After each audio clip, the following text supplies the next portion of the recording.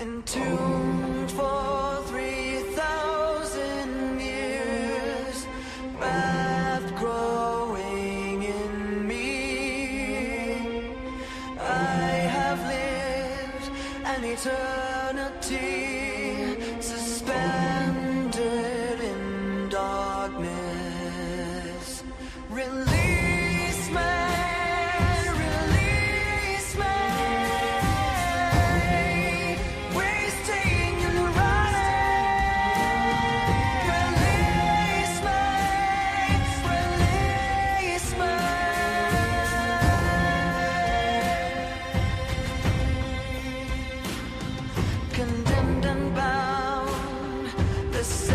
Time have run out. Curse fills the room. Curiously open my tomb. Rising from the cradle of death, my sentence has come to an end.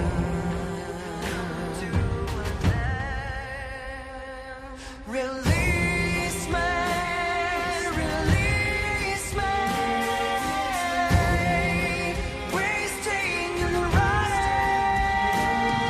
Release me, release me.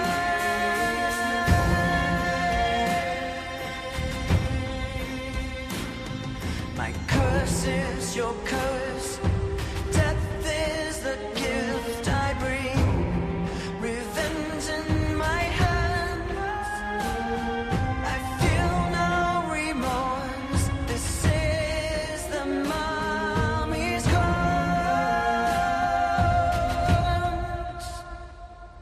Release me, release me, wasting and running. Release me.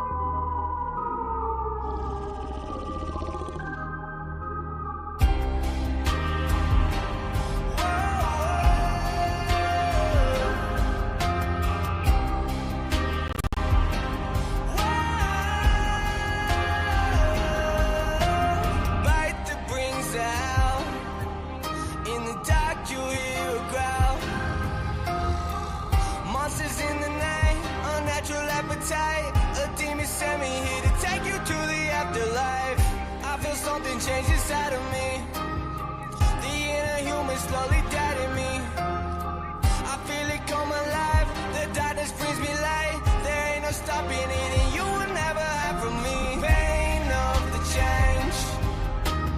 What have I become? A creature of the night, ruled by moonlight. The pain of the change. This body's no life.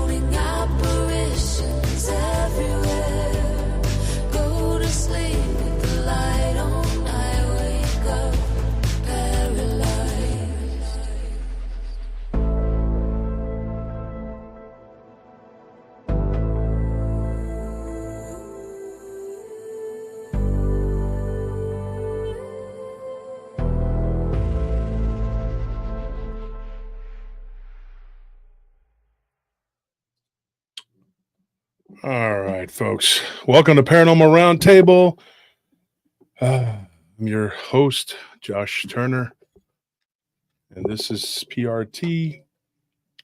Join us in the real reality.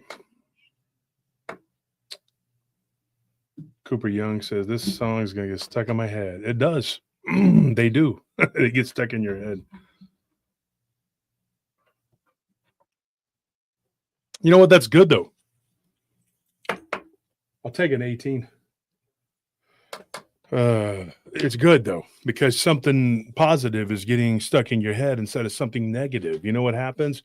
We live our lives and negative things bombard us and then they get stuck in our head. It's true. Have you ever noticed that? Like you won't remember good stuff, but you'll remember the bad stuff because this world is evil. Like Jesus tells us, it's the devil's playground. This is his world. And we're just living in this matrix. And this matrix. I have a whole bunch of stuff I'm writing. I've been like coming up with different thoughts and ideas and stuff. Thank you. What I want to do about this book. And a lot of it is just pouring into my mind recently, just ideas about what this world is and how it works or doesn't. Because you notice like the evil is always at the forefront. Always. And the good guys just have to kind of, it's ridiculous. But there's some really good positives going on, though, for us right now. A lot of good stuff. There's some bad stuff, too. Of course, there is. And there's a lot of good stuff going on. Let's start with some of that. Let me put the banner up for people. You want to send your story to me? You want to send your story to Paranormal Roundtable? You want me to tell it, or you want to come on and tell it? And there it is right here. Got a bunch of different banners now. So here's one thing I wanted to start off with. While we wait for the chat to fill up and get some people in here, when I was young, when I was a kid, me and my dad went to Houston. You see, I'm a lifelong Astros fan. I was born and bred, Astros, Rangers. And then later I kind of adopted I always liked the Braves too, but I adopted the Red Sox. I like the Red Sox, especially 04 when they came back and beat the Yankees. It was incredible. I love the Red Sox. I'm a Red Sox guy. I don't like the Yankees. No, I don't like them at all. I don't like the Dodgers either, but I was actually stoked that the Dodgers smoked them. Just couldn't help it. I was like, all that crap talk, and then they just get blown out of the water four straight. And I'm not going to lie, I capitalized on it. It was great. I predicted it. Didn't I, Anthony? I told you. I said, watch them get swept. Definitely. I was like, they are not on the caliber of the Dodgers. The Dodgers are going to beat their ass, and they did. Excuse my language, but they did. And, I was happy about that. I was glad. I never get tired of seeing the Yanks get yanked. And that's one thing the Astros have done for a long time now. I noticed a lot of people who don't like the Yankees have become like kind of part-time Astros fans over the last 9 years, because the Astros just beat them over and over and over again. It's like when they were crying, oh, they cheated in 2006. What was your excuse the other 6 years? What happened with that? What happened? Just didn't show up? Well, we were at our AA meetings. We weren't able to be there. Brian Cashman, the permanent cry face. The richest team in history of the world. I don't know what we could do. We paid everybody billions of dollars. Poor rich people. Poor rich people. Poor rich people. Won't someone please think of the millionaires? This is the kind of stuff you find laying around on the ground at 7-Eleven at night in Texas. You know what this is, folks? It's a really big cigarette lighter. Just walking around, you're like, oh, look at that. Somebody was smoking crack with that lighter at 7-Eleven. It's humongous. That's how we found it. I was just walking around outside 7-Eleven and I kicked it and I was like, whoa. Huh. I looked it up on the internet and it says this has a capacity of like 13. I was like, holy crap. 12 plus 1. What does that mean? That's how many cigarettes you can light. How many cigarettes you could light with that? Yeah. Wow. It's incredible. That's the kind of crap you find in Texas. In Texas, stupid people. Cigarette lighters all over the ground. Stupid. They go around talking like that. They think that we buy guns at 7-Eleven. Like you walk in there and be like, I'll take some Newports and I'm going to take this slushy here. And Now you got to do the voice of like an 8-year-old because And, 8-year-olds can buy bazookas at 7-Eleven. well, 8-year-olds here in Texas talk like this too. So they're like, I like the baby Jesus. I'll take the baby Jesus lighter. Like I said, I want this rainbow slushy, but I ain't into rainbows or the people that like them. I'm just into slushies. And I like them because they're delicious. And if you wouldn't mind getting me some of that Red Man Chew, and I'll take a 38 special and a 6.5 Creedmoor. Coming right up. Are you old enough to walk? It's a baby in diapers. Yes, I'm smoking a cigar, aren't I? Like, good enough for me. Here we go. Take it, kid. Get out of here. Would you like a 4570 with that? Welcome to Texas. How about a 700 Nitro Express, kid? If you know, I know Biden dried up a lot of it, but we got some 7.62 in the back if you need it. I'm just saying. We got some new cases that came in. One day when you're old enough, like 9, you're going to be ready for a 50 cal. That 50 cal auto. Yeah. Ain't nothing like it. In case you got like a problem with like a bullfrogs or something. Just keep chirping in the back. You got to do what you got to do, man. I tell you what, man, I just, so here's something that happened to me and my dad. And like I said, we're waiting people to get in here. We have a great guest coming on tonight. We were down in Houston. Now, my dad was the kind of person that was like, hey, there's a hurricane coming. Let's go to Galveston and check it out. I'll never understand why he drove us to Galveston during a hurricane. Nearly died. I'm not even joking. You know that bridge that goes from Houston to Galveston? You know what I'm talking about? Long bridge. Yeah. And I could see the water, Anthony. Mhm. It was splashing up on Yeah, the whole bridge is built over that water. I was like, Dad, what's going to happen to us? He goes, I don't know. We might die. He didn't sugarcoat. He wasn't like, we'll be okay, son. Don't worry. Trust your dad's driving skills. He's like, this could be it. Have you talked to Jesus lately? I'm like, trying to think. I did this morning. I think. But them swim lessons come in handy, boy. Oh yeah. Well, even if you got in the water and you could swim, it doesn't matter. The sharks will eat you. He wasn't a very positive person, but see, he did teach me some positive things though. Like we went to this. There was this place called Mama's Cafe right there off of Westheimer. And if anybody knows, Westheimer is a really cool area, and they used to have a bakery right there.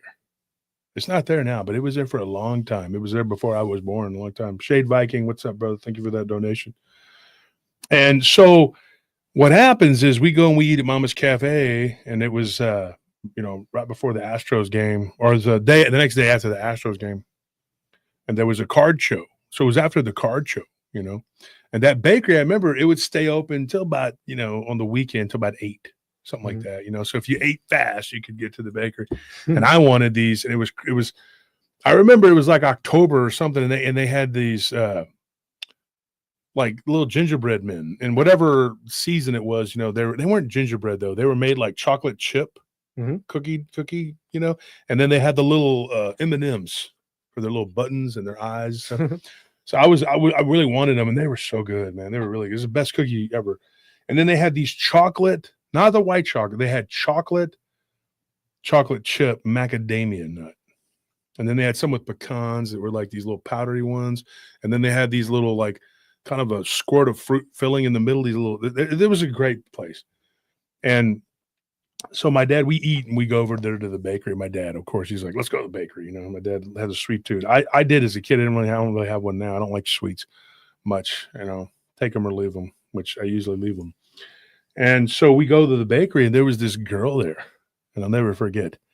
She had all these rings and things in her face, and she was just, you could tell it was back then they called it like punky, punky rock type, and I was like 11 years old. I remember this. And my dad there, and he was polite. Typically to women, he didn't really, but if it was a guy, he'd cuss them out if they made him mad.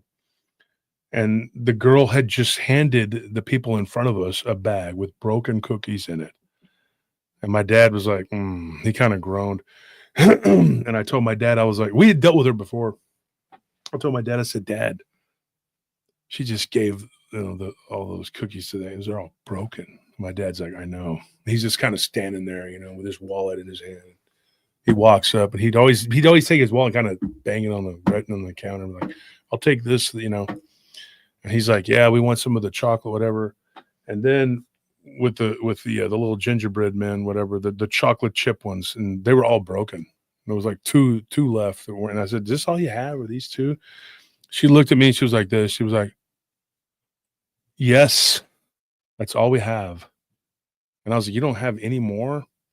I mean, you don't close for like another hour and a half. Like you don't have any. She's like, that's what I said. She's like really rude, you know? And my dad's just kind of looking at her and he's like, young lady, he's like, you always give us an attitude. He's like, is there a manager or somebody in charge you can talk and talk? She goes, no, I'm in charge. Like just totally. And my dad was just like, yeah, I saw a guy back there. And this is back in the day when, you know, just because you saw somebody back there, now it'd be like some kind of, you know, person working there, whatever. Probably can't speak English, not even joking, you know? And it's the truth, man. It's just the truth. And I'm not taking away anything from those people. I mean, they can work hard too. You know, my mom's Mexican descent, but it was a white guy. And my dad was like, well, who's that? And she's like, so she walks back there to push the doors open and comes back with this guy. And at first I thought he was going to give me an attitude. He was going to come back. He comes out and he's like, drying his hands off. And he's like, can I help you? And my dad's like, yeah, we just asked if we could get some cookies that weren't broken. Like some, you know, she broke those cookies and then gave them to the guy in front of him. And he just walked off in a huff, you know. He said something to her and she smarted off, you know.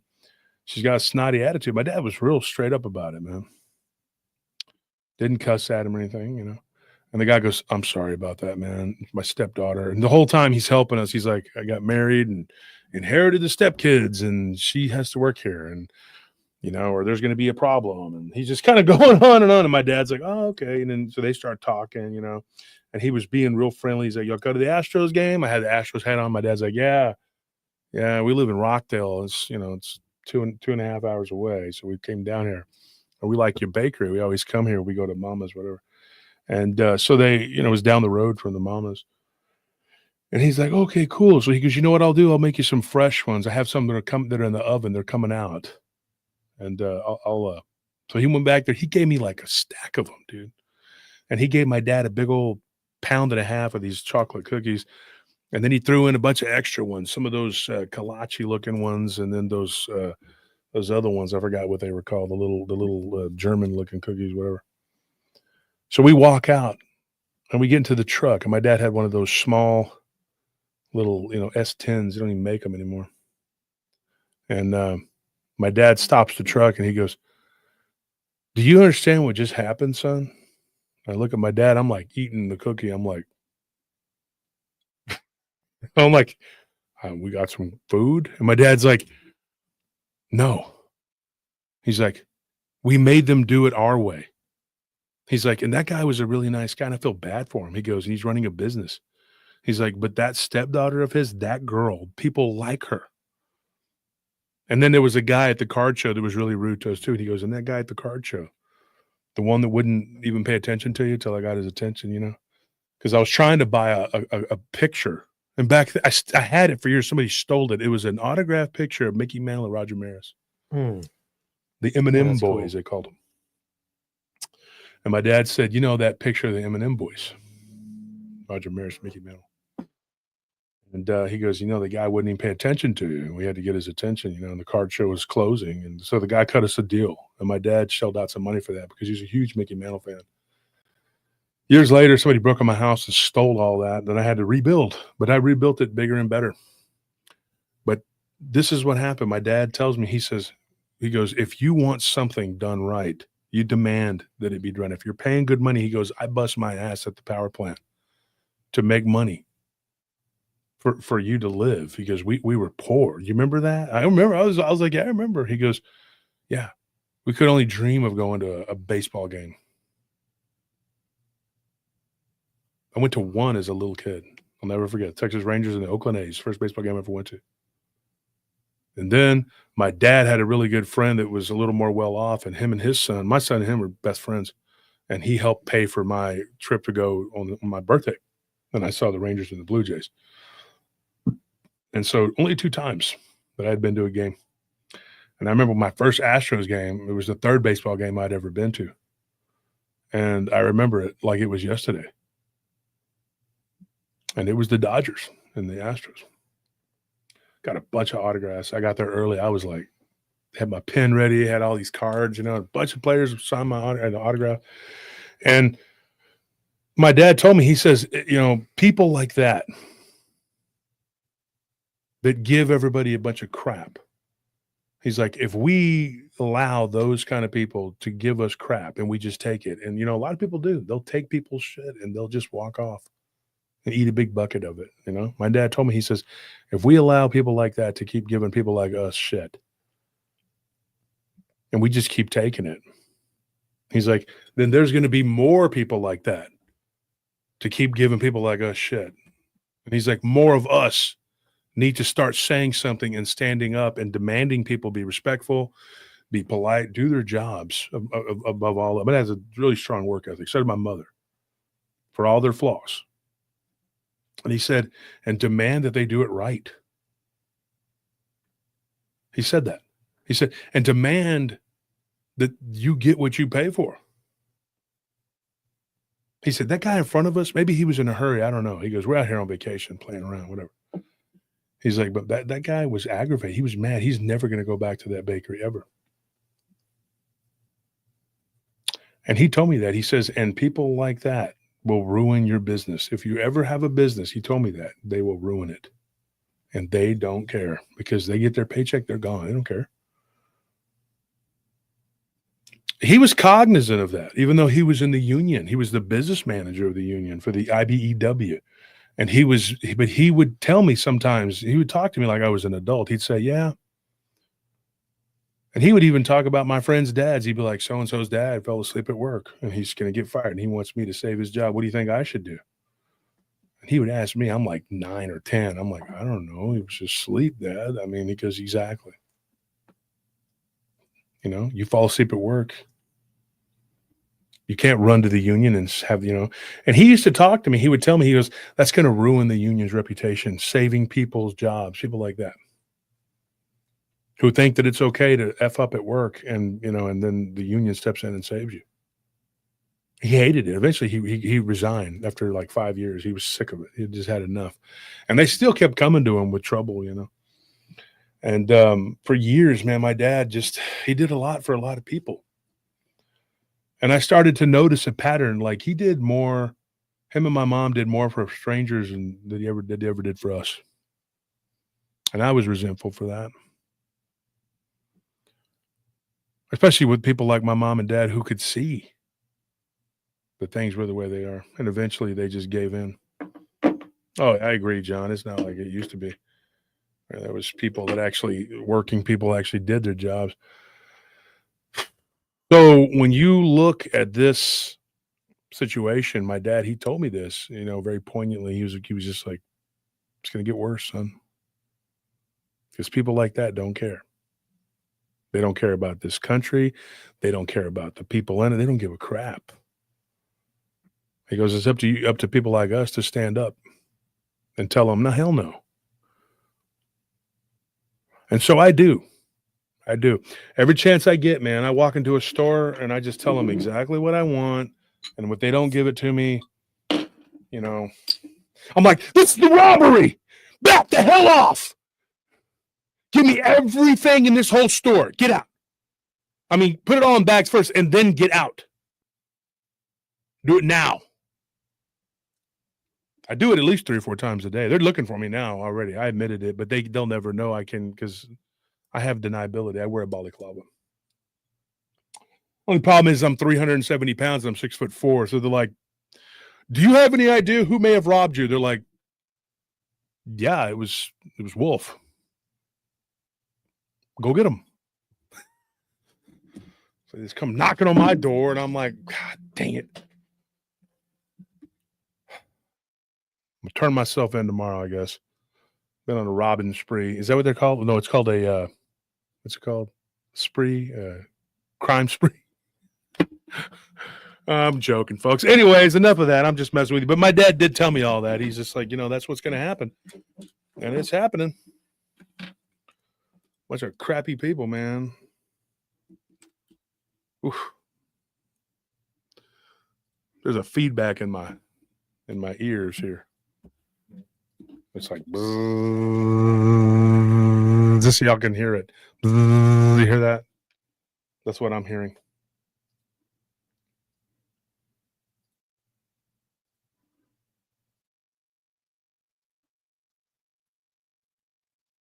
And thank you to my guests for being patient. We're putting your photo things up here. Weird. This is going to be trippy, folks. This is really trippy. I was looking at this and looking into this. And I've been looking forward to talking to this guy all week. So we just got to get the sound because there's a bad feedback.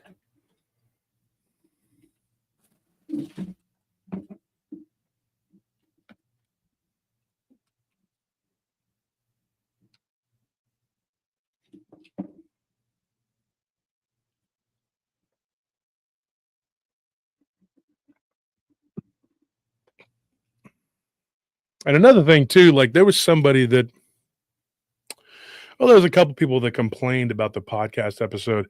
I'm going to say this again, and I've said this before, okay? And I'm really nauseated at saying this. And I get what you're saying. You got this complaint or whatever. They're like, oh, you talk too much in the guests and whatever. I hate to have to keep explaining this to you. Some interviews that happens, and some interviews that doesn't happen.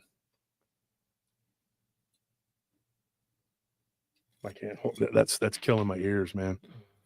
Whatever that is. Why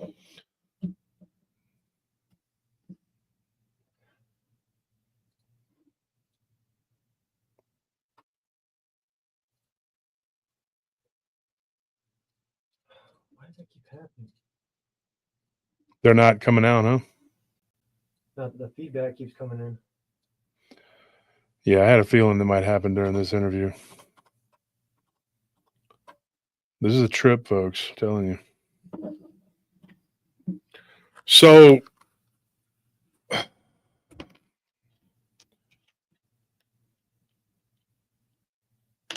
can you tell? It rained. My hair's all wet. My shirt's a little bit wet too. It's been raining. I was walking out in the rain earlier. I didn't get to. It's been raining off and on all day for 2 days. So we're trying to get this thing set up here. We're getting some technical problems, and there's really no. So I think I got it taken care of. Yeah, really no reason for it. It's kind of weird. I think I kind of felt like this would happen tonight. I did. I had a weird feeling. The subject matter is a little bit weird. Yes, I mean, like I don't think they can hear it on their end, but on ours, this interference keeps popping up. It's coming out of nowhere. So let me say this before we bring our guest on. Like what happened on the show. Like I know the guests. Like I don't know this guy that well. I'll be honest. So he's new to me, but like I know who I'm talking to, and the guest that I had on the show on Tuesday on that podcast episode that was also on YouTube, she kind of had told me, look, I got, so that episode is kind of laying the groundwork down for the whole thing, because she's going to be on for 2 more episodes. All right. And she asked us to kind of lead and because, so the guests we recorded with after her already, she had been on, she knew how to talk. Not that Rachel, take away anything from Rachel, but Rachel was like, she said, hey, you just kind of, you do this and that, and I'll follow you. And so I had to do that. The other guest we have on that's coming on after her, she just like had her story and just like, she just told it, and that first, it was complete night and day.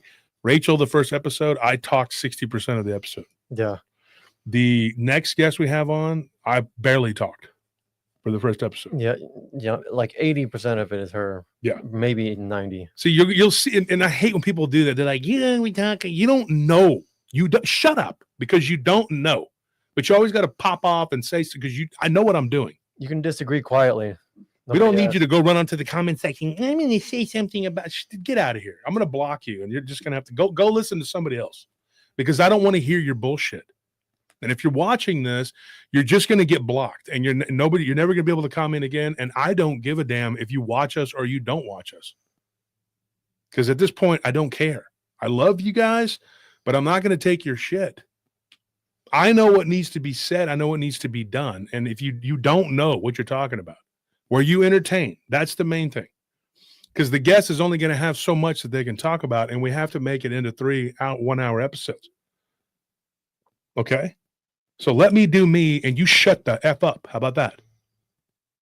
And if you don't like it, like I said, don't watch. Nobody's got a Slurpee and a lighter with a metal casing around it to your head. All right? It's ridiculous, dude. I wish you would just go die, because you're not perfect, and I want to hear more stories about this bullshit, Shut up. And nobody cares about your damn opinion. Because as soon as I read it, which is very rare, but if I read the shit, I'm just going to delete it, because I don't give a F. I don't care. And I hope everybody that doesn't, or is even on the fence about me, watches this and doesn't watch. Tell you the truth, because I'm really sick of it. Because you don't know what the F you're talking about. Go listen to some of these other shithills that do use AI fake shit. Good for you. Anyway, we still got some feedback coming in.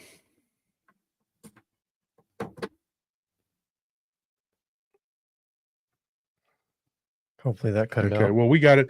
Hey, man, what's going on, Monty? How you doing? I'm all right, man. What's up? No, not much, man. Just living the dream here. Sorry about the technical issues, Yeah, dude, I blame you. Here's the thing. This soda here is very, it has no flavor, and it's just water. Okay. That has nothing to do with anything. I just thought I'd start off with that. It's an There you icebreaker go. between you and me. A little personality. So Monty, you are from, where are you from? LA? I'm from LA. Yeah, I'm a filmmaker. Yeah. I went to USC Film School. Yeah. I graduated in 91.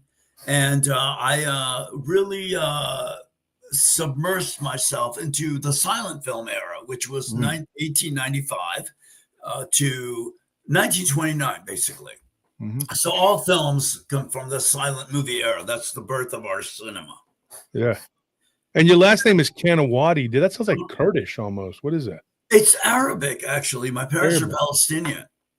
Oh, okay. Yeah. Yeah. And it's Arabic. I speak Arabic. I don't read and write. I was born in the States. Okay. But it's of Arab persuasion. So let me say this. Kifadak, habibi. Kifa. I'm good. How are you? Yeah. All right. Yeah, good. Yeah, my Arab friends used to call me Habu Sakin. You know what that is? No, I don't. There's different dialects. Different dialect, yeah. It's a 27. Lebanese. Yeah. Okay, there's 27 Arab countries and they all have their accents. Yeah. So that one I didn't get. It means father of the knife. Interesting. I'm messing. Interesting. I'm messing with you. So yeah, because Canawati, it does sound like, it sounds kind of like it might have been Kurdish, but I wasn't sure. No, not Kurdish. Yeah, no, but it's cool. So you're a filmmaker, and so you made a movie, right?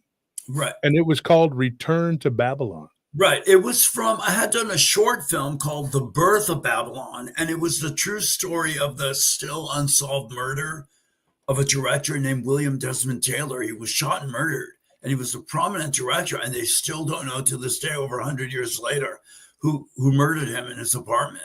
So it was like a silent movie, Chaplin style, on that Birth of Babylon, and that expanded to Return to Babylon, which were true stories of silent movie legends, Rudy Valentino and Alma Rubens and Gloria Swanson, and it was a really interesting, visual design to do that. What we didn't know, what we had no idea, is that paranormal would take over the film. So, like when you see the film played at regular speed, you don't really see what's going on frame by frame by frame, and the actors are morphing into all kinds of like amazing anomalies. I mean, very unnerving witches and demons, and I mean, just something out of a Stephen King film.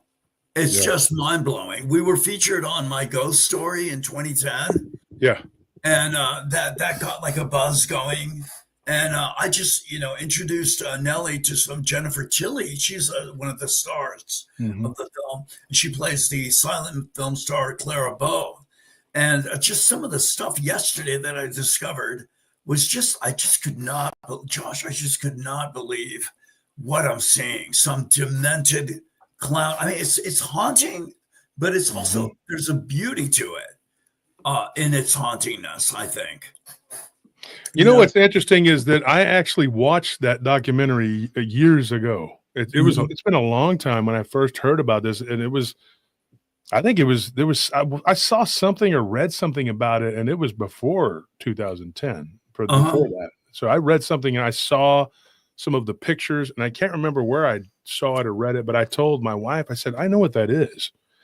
And I remember that there was like a scene where one of the actresses she was jumping, and then when it's freeze framed, her face looks demonic. Right. It's the movie is filled with these demonic imagery. And one thing that's interesting is that the film was shot decades ago, and on the eve of 9/11, September 10th, 2001, we shot a scene in Pasadena, California. We shot that day on September 10th, 2001.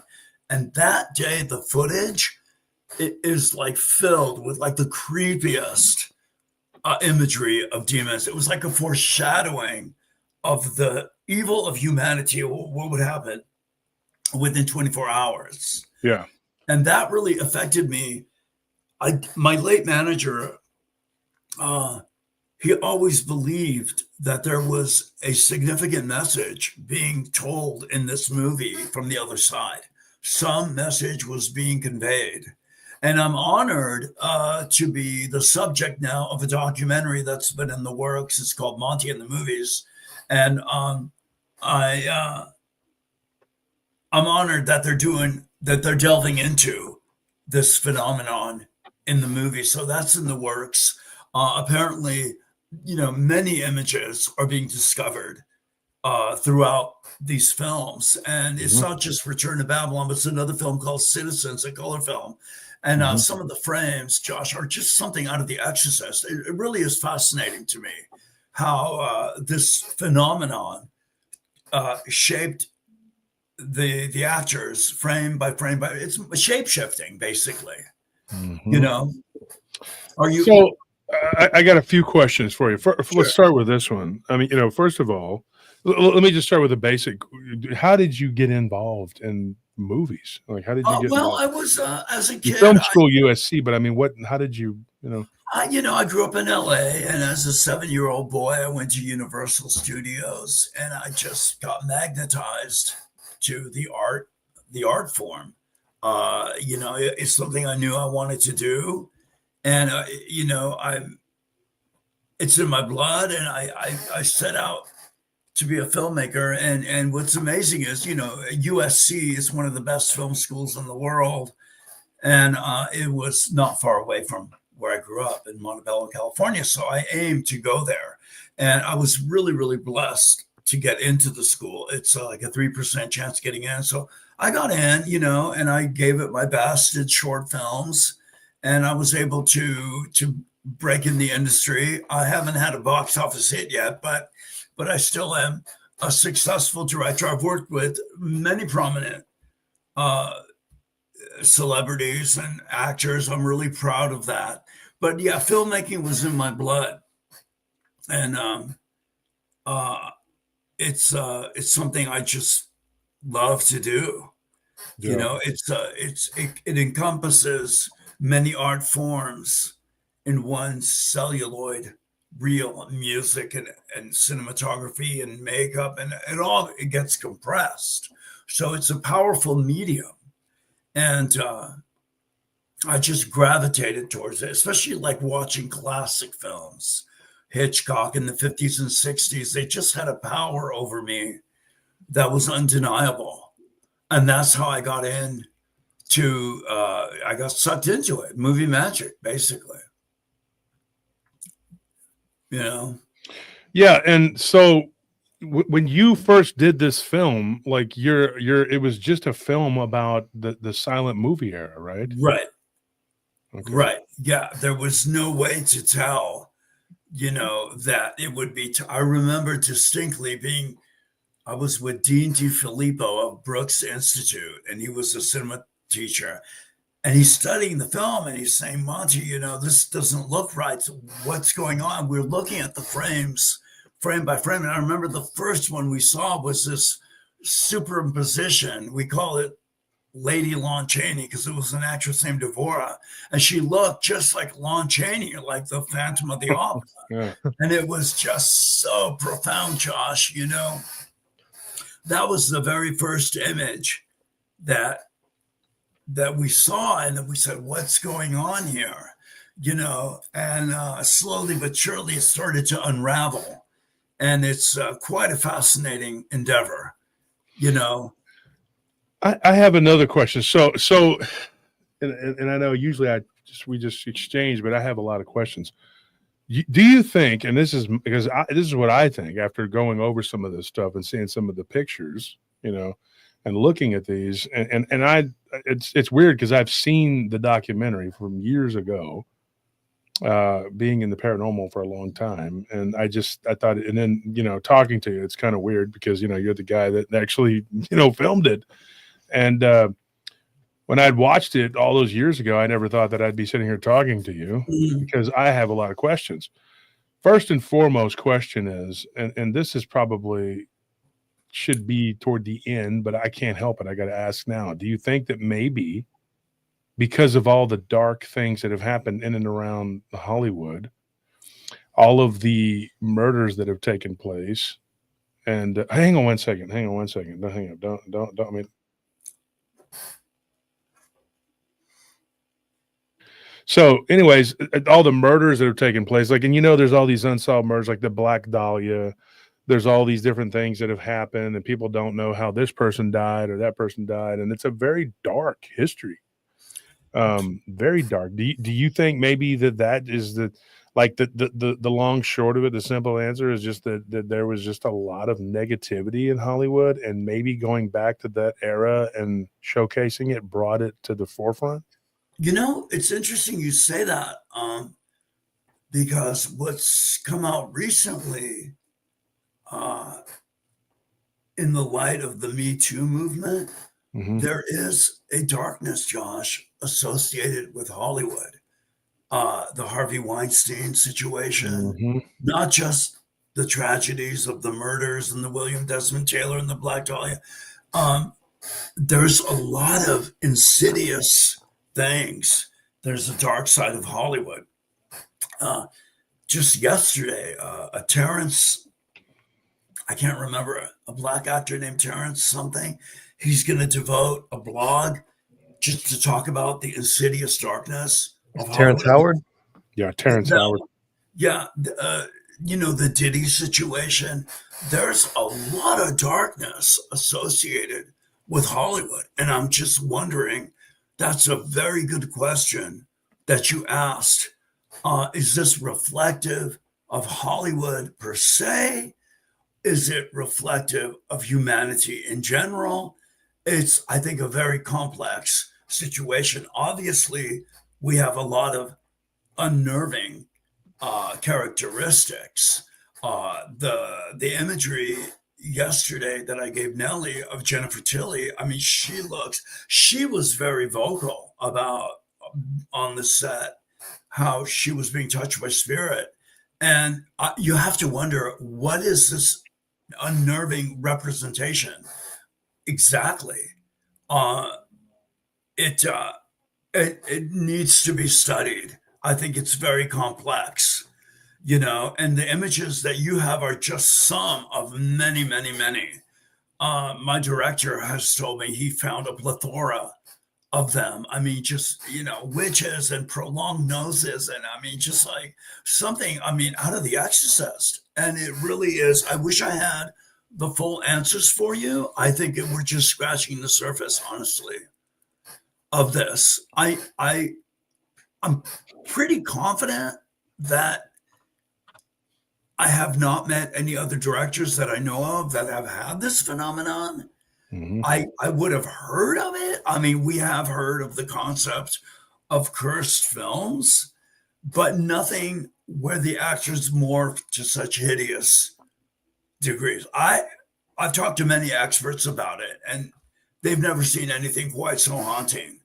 I honestly, there was a part of me that got scared. That right there. I mean, that is really, really like a skull, a demented skull Mhm. is what comes to mind. I've never seen anything It so looks like a wrong. skull mixed with like a goblin face. Exactly, exactly. And Jennifer Tilly is the actress here portrayed, who we know from movies like Bound and The Bride of Chucky, and but she got nominated for Bullets Over Broadway, the Woody Allen film. But this is like the exaggerated nose, the exaggerated. It's some kind of goblin of sorts, Mhm. and it needs to be studied. There was a part of me that got scared. What did I tap into here? Uh, like I said, she was vocal about being touched by the spirit, and it's a very intense thing. I've never, not that I know of, any other filmmaker has had this kind of miraculous. I mean, it falls in a miracle thing, very supernatural. Um, you know, ideology. Uh, the images are quite profound, Josh. And Yeah. these are new ones. I wanted to share new ones that weren't on the My Ghost Story episode. Something fresh. Yeah. And I really have to say, as haunting as they are, I am quite fascinated with. There's a beauty about them. Um, uh, there it looks like she's got fangs. It does, like a vampire. Exactly. 'Cause I wanted to say something here. Okay, so let's talk about this. There's all these people who have supposedly been killed and have died over the years associated with Hollywood. And one of the people that who was murdered, obviously, well, they have not really. I don't know if they officially, um, but I mean, we kind of know who did it. I mean, and the prevailing theme, and let's put it that way, it was Natalie Wood, and Mhm. she was going out with Robert Wagner, Right. and a lot of people, and this is alleged, okay, because I don't know one way or the other, but a lot of people say that he was the guy. What was interesting about that was this, and I thought there's always these weird like connections to these people. Okay, there's always these like weird connections, and I've actually spoken to and actually drank with and hung out with, uh, I'd say more than a handful of actors over the years because they always seem to make their way to Austin downtown. And one famous actor, I ended up working with his sister for like a few months and didn't even know that that was his sister. And then when he came, people were like, "Yeah, that's his brother was real famous." And then later he became famous. I'm not going to say who he is or whatever, but I ended up kind of partying with him for a little bit, and his parents had really tried to dissuade him from being an actor. And it was because they really felt like there was something really evil about Hollywood. And if you take the situation with Natalie Wood, it was so weird. They were like on a boat and she was hanging out with Christopher Walken. And then Mel Gibson makes this weird video where and I thought he was talking about Christopher Walker because Christopher Walker, the director, a lot of people had claimed that he was like weird to say the least, and even a couple people jokingly that I've actually talked to over the years said that they thought he was a werewolf, like jokingly said that. But people say things with these innuendos, and you don't really know. Um, yeah, see, and then Joe Pop says Chris Walken did a movie, Suicide Kings, and last scene is a sailboat, Catalina Island. So he was the last one that saw Natalie Wood alive, but he's not a suspect. And then you have Mel Gibson saying that he thinks Christopher Walken is the Antichrist because he looked like he floated, and people have claimed that he's a vampire, like jokingly there again too. And like I said, I would say I've probably hung out with and drank, amongst other things, with probably at least if I had to put a number, at least over a dozen actors and actresses that I've met over the years. Of course, there's a lot of them that lived in Austin or live in Austin, and they're around. Like, and you'll see them. I actually did security for one who was doing a cologne campaign ad thing, whatever.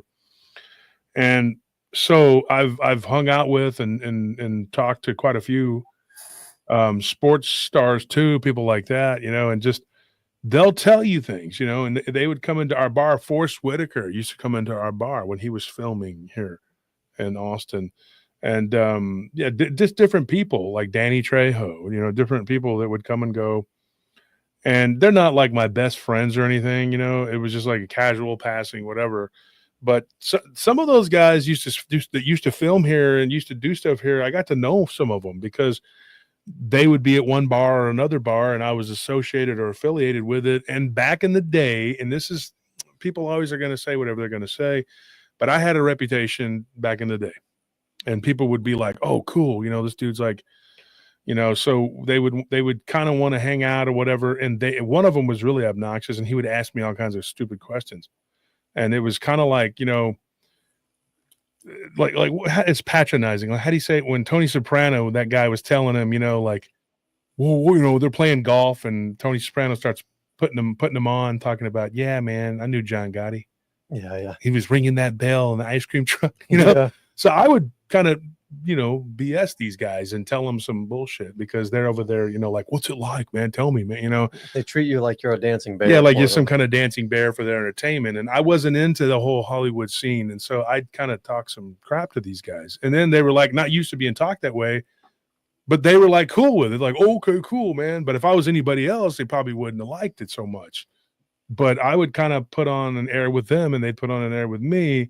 And then eventually we'd kind of find a common ground, because you can find a common ground with anybody if you really try. Right. And, like with you, like I said, like I spoke some Arabic, you understood me, but that's, you try to find a common ground with people, and so I did. And you give them a few drinks, or smoke the devil's lettuce or whatever it is you're doing, they'll start talking about stuff, and they'll say some wild stuff, dude. And my brother was really good friends with a really famous director, and we hung out with that dude, man, and we smoked with him, we drank with him. And he told us some wild stuff, dude. And I Wow. heard some really juicy things about different actors and directors and stuff from these guys. And they said some stuff. And the first time I ever heard about vampirism in Hollywood was from those guys. We were hanging out at a club that no longer exists. It's a parking garage now. But we were hanging out, and that guy was like, he was asking me, because somebody had told this guy that we were gangsters. And so this dude started asking me a bunch of questions. And I was starting to get a little aggravated. And I was like, look, man, it's cool to meet you and everything, but you stay in your lane, I'll stay in mine. That's, how about we just say that I'm not on your pay grade, you're not on mine. Let's talk about something else. Let's go somewhere else. And he was just like, I just want to research it, man. He's a real high strung guy. And of course there was other things involved, and they were imbibing all kinds of ways. And I met a few people through him. And one of those guys still friends with me to this day. And I don't talk about it, I don't brag about it or whatever. But I've talked to him, many times, and he has told me a lot of stuff. And he's not even really, that guy's not even really doing Hollywood anymore. He's kind of semi-retired. And, I think he did a TV show not too long ago, but he told me a lot of things, and it was just really, there's some things that, like, those people, like, they live their life kind of like they're untouchable. You know what I mean? Like they don't care. They're just like, and it's so out there. So like when the thing happened with Diddy, it was like, no shit. Like, like, I mean, these wild parties and all these things that happen. Why is everybody so shocked? Because Hollywood has been a festering ball of cancerous fungus for a long time, in my opinion. And I'm not talking about guys like you or even the guys that I talked to and hung out with, guys and gals that I got to know. I'm not talking about them. I'm talking to, because they're just working, but they're the people at the top, the elites. There really are some people that do and say, and they've had all this power for so long. And I'm convinced that it's falling. That it's funny that the show is called Babylon, but I think Babylon has fallen. I really do. And I think that there's going to be it's getting to where now you don't need TV networks and their permission. You don't need the movies. You don't need any of that. You can just stream, and people like me have a voice and can say, and 40 something thousand listeners on YouTube, another 50, whatever it is on the other platforms, 100,000 people can listen to what you say. And it's weird because, like, I never thought that I would be doing this. I never did. But I felt like I was always one of those people that was like, hey, somebody has to do it. So for you, when you got involved and you started doing this, did you even have any inkling, like any idea at all? And getting to know and talk to all these famous people that are now looked up to as like there's somebody, did you think, man, I'm going to make a movie and all this weird stuff is going to happen? No, I mean, I never not at all. expected that. You didn't set out Never. for that. Nothing. It just happened. No. I Yeah. was completely caught off guard. I was amused. I could not. There's no way you could anticipate this. I went in thinking I'm going to do a silent movie about silent movie stars. And the way the movie is on YouTube right now, we put the movie as intended originally because it was about true stories and we wanted to tell their stories. The paranormal stuff is a separate story, Josh. So we didn't include that in the current version. Mhm. That's a separate story, but there's a lot of videos dedicated to the subject, but there was no way that you could anticipate that. I'm still I'm really really eager to see the wealth of paranormal visuals that my documentary director has discovered. The film, I have them on masters, and I don't have the equipment to view the material on digital betas, but the editor, the director does. And so that's good in a way because that way I can be surprised when the documentary is completed.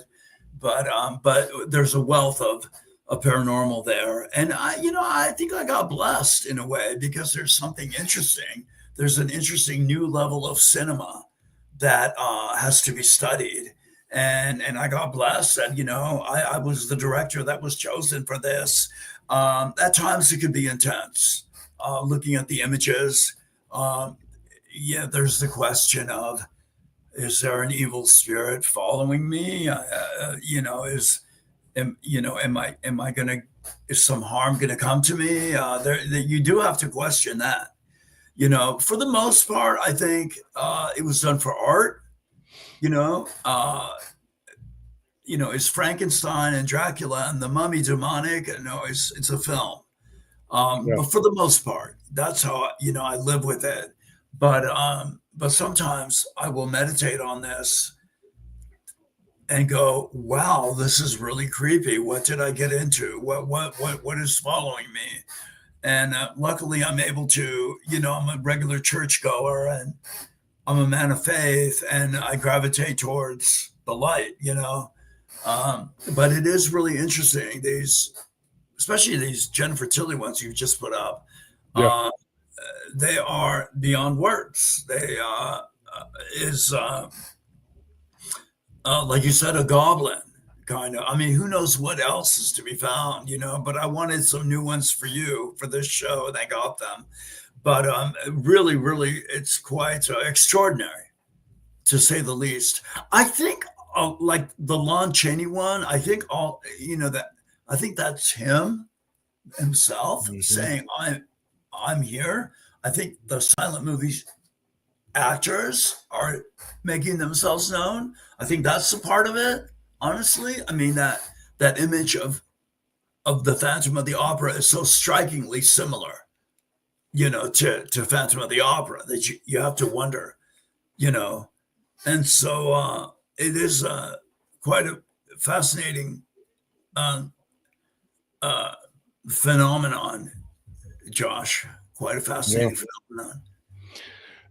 And the reason, one of the reasons why I was talking about the different people over the years that I've met through various friends and things like that, they always end up like hanging out downtown, especially during like South by Southwest Film Festival, South by Southwest Music Festival.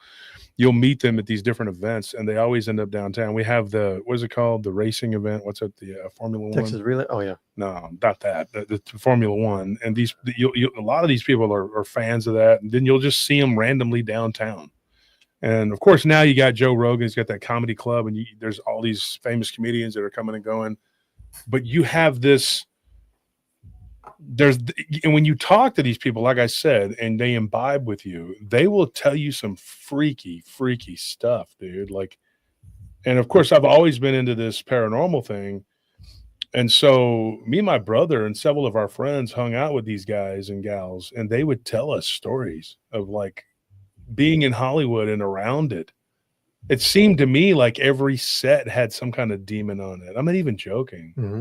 Wow. There was this one actress, and like I said, sometimes I don't want to say her name. I don't know her that well. She's not like my friend or anything. Mm-hmm. I barely just said, "Hey, how you doing?" That was the bulk of the conversation that I had. I just heard her talking. Now my brother talked to her, and he had asked her a couple questions, and it was involving the paranormal. And she was talking about a film that she was on that was pretty popular, and it was a film set from back in the 90s. And maybe I could tell you off camera. I want to tell you on camera, but she was talking about she saw this demon. There was this long hallway that they had to go where the dressing rooms were, and then she had to go to the restroom. And the guy that was the assistant director, one of the assistants to the director, told her jokingly with the makeup girl, "Hey, there's a demon back there." And so she walks back there, and in the hallway, she sees what she thinks is like how it looks when it's like there's like heat, Oh yeah, the heat wave. A lot of people have talked about this. There was a woman from Australia telling us about this, and they see this heat wave looking thing, and there's this black shadow, and she could see the horns sideways, and she was like thinking maybe they had said something and got in her head. She drank an incredibly large amount of coffee, according to what she talked really fast, So I don't know what she was taking, but she was talking really fast, and she's like, and then I was walking, and I saw a demon, a literal demon, and it was standing there. It was black, and it was a shadow, and it was the ceiling was like 8 feet tall, and it was almost to the ceiling, and it had no legs. And then when she was in the bathroom, she's like, I heard what sounded like hooves outside the hallway, and it's something that I've heard before from a couple other people who've claimed that they've been in a restroom or something. You know what I'm talking about, and they've heard stuff, And the Arabs, I know because you're Arabic, right? They talk about the jinn and that they actually do hang around in dirty places, in particular like graveyards, mausoleums, restrooms, things like that. And it seems like there's just so much of this history there that these demons are just feeding, or there's like a feeding trough of negativity around this. And so when she was telling that story, I'm not even going to lie, I was not in any position to be interviewing or talking too much. I was just listening. And then on the way home, we started talking, me and my friends, and I was like, do you believe that? This was like one of the first people that I had met from Hollywood. And she was, they were just like, well, and one somebody kind of made a negative statement. Well, she's like washed up and she's doing drugs, drinking, whatever. I was like, yeah, but what drove her to do that? I said that. I was like, what drove her to do that? Why did these people do that? Because it's such a pressure cooker environment, and it's so negative, and there's such a one of my friends went out there. He didn't make it. He didn't get to do anything. He tried. He just was out there for like 2-3 years or something, and he was like waiting tables, and people were crappy to him, and he didn't, and there was just like he went on this one interview, like a casting, whatever, and they asked him. They were like, so it says here you're a devout Christian. So they had that. They asked them that. So you would have a problem with doing a scene, basically saying that you love Satan and all this stuff, because that was one of the characters he had to pretend like he was, and then that wasn't even in the movie. So it was kind of like he was, maybe he was just bitter. I don't know, but he was like, it seems like they test you, and if you're a Christian, they kind of cancel you out. They throw you out. They don't let you make. I don't know why they do that. I know why. I think I do, but I mean, you know. It is because, it's the devil's playground. And I think that in one of the listeners had a question for you. Now, that being said, these people, that's why I said that, because a lot of them do talk about the paranormal being very much a part of these movies, even if you're not making a movie that's about it. Like you made a movie, and Jennifer Tilly is saying that she's got stuff touching her and things happening to her. And so that question, there's that question. And then the other question, has anything happened since then to you in particular? But we'll start with the Jennifer Tilly thing. You know what? I have had episodes. I had one period in the fall of 2023 where I had a spirit attachment situation, and I had to really reflect on my behavior, and people were worried. By the grace, I shut down my Facebook. I knew that something was wrong, and I was I cured myself by going to church. And I'm really like aware of my actions now. I mean, it can be very, very heavy handed. There's this one image that you showed. It was one of the September 10th, 9/11 images of a guy, and he's got a pointed nose and the ears. That's really intense. That to me is definitely creepy. And I wonder a lot about that image. It was an actor named Clay White, and he was a super, super cool guy. There was, I mean, he wasn't like my best friend, but I got to know him, and I didn't know how is it that they picked which actors to utilize the morphing.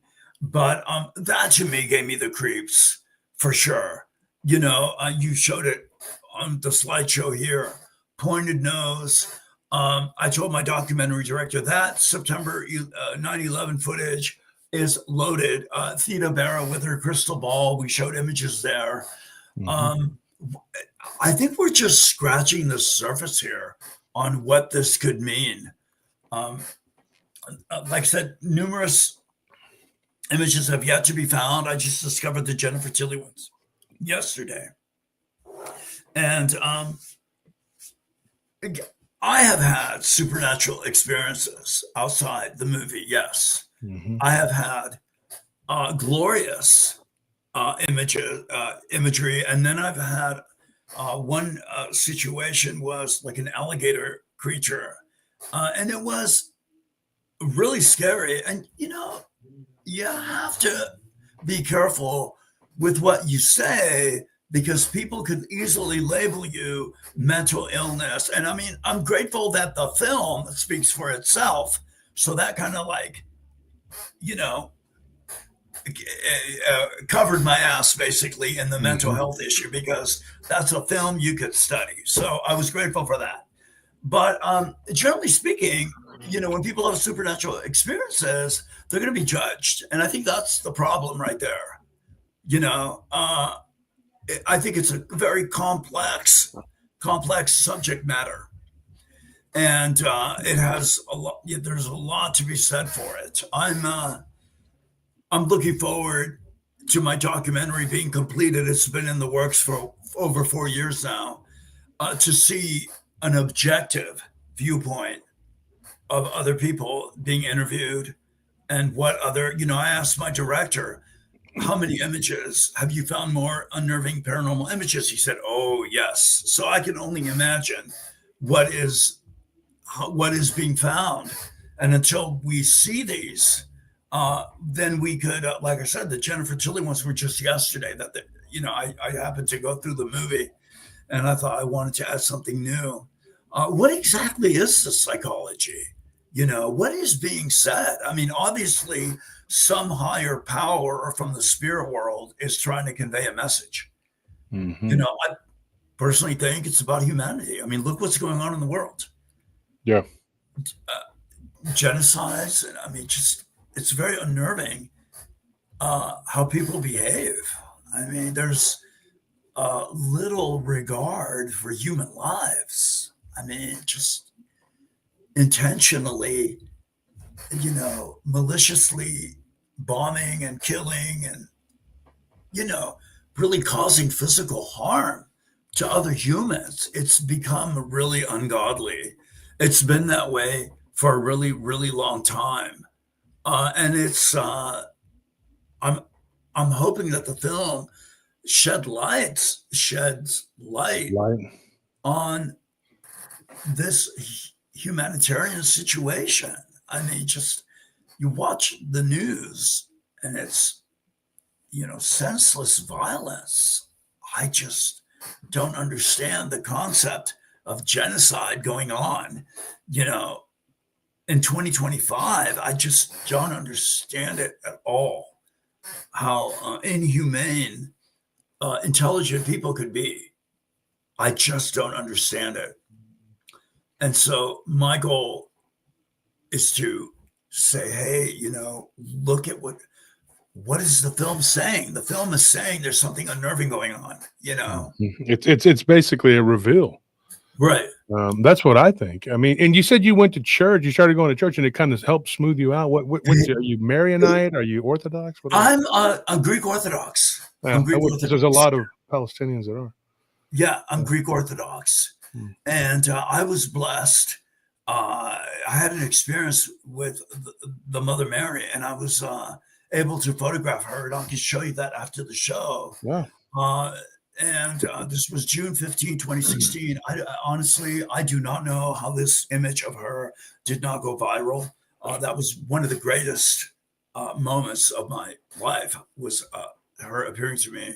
And I was really blessed when I'm under, I'm under stress, like we all are. I look at that photo and it brings me comfort. And, a lot of people are like, how did this not go viral? I don't know. I really, really don't know. I mean, we're living in a day and age, Josh, where Madonna, the singer, if you photograph her, people are more interested in her. That's been like that since the 80s, 70s, 60s, whatever. But it's getting worse now. And I was really blessed to have an encounter with her twice on 2 occasions. So I'm really, really lucky. I feel like I'm definitely being watched over. And I meditate on the Blessed Mother a lot. And I'll be more than happy to share that picture with you and Nellie. But it would be interesting. I haven't directed in a while. It's really, really hard to secure funding. I got really, really lucky from like 1990 to 2004. I got really lucky. I call it my golden period. And I was able to attract investors and stars and great concepts. And I miss filmmaking. I haven't directed since 2013, but I'm wondering, when I will direct again, is the phenomenon going to happen? I would say yes. I would say it will be touched by the paranormal. And to me, it just fascinates me to, filmmaking is already fascinating. It's already like movie magic, just the painting of a scene, the hair, the makeup, and the cinematography. And to add this element of what is this person going to morph into is just a remarkable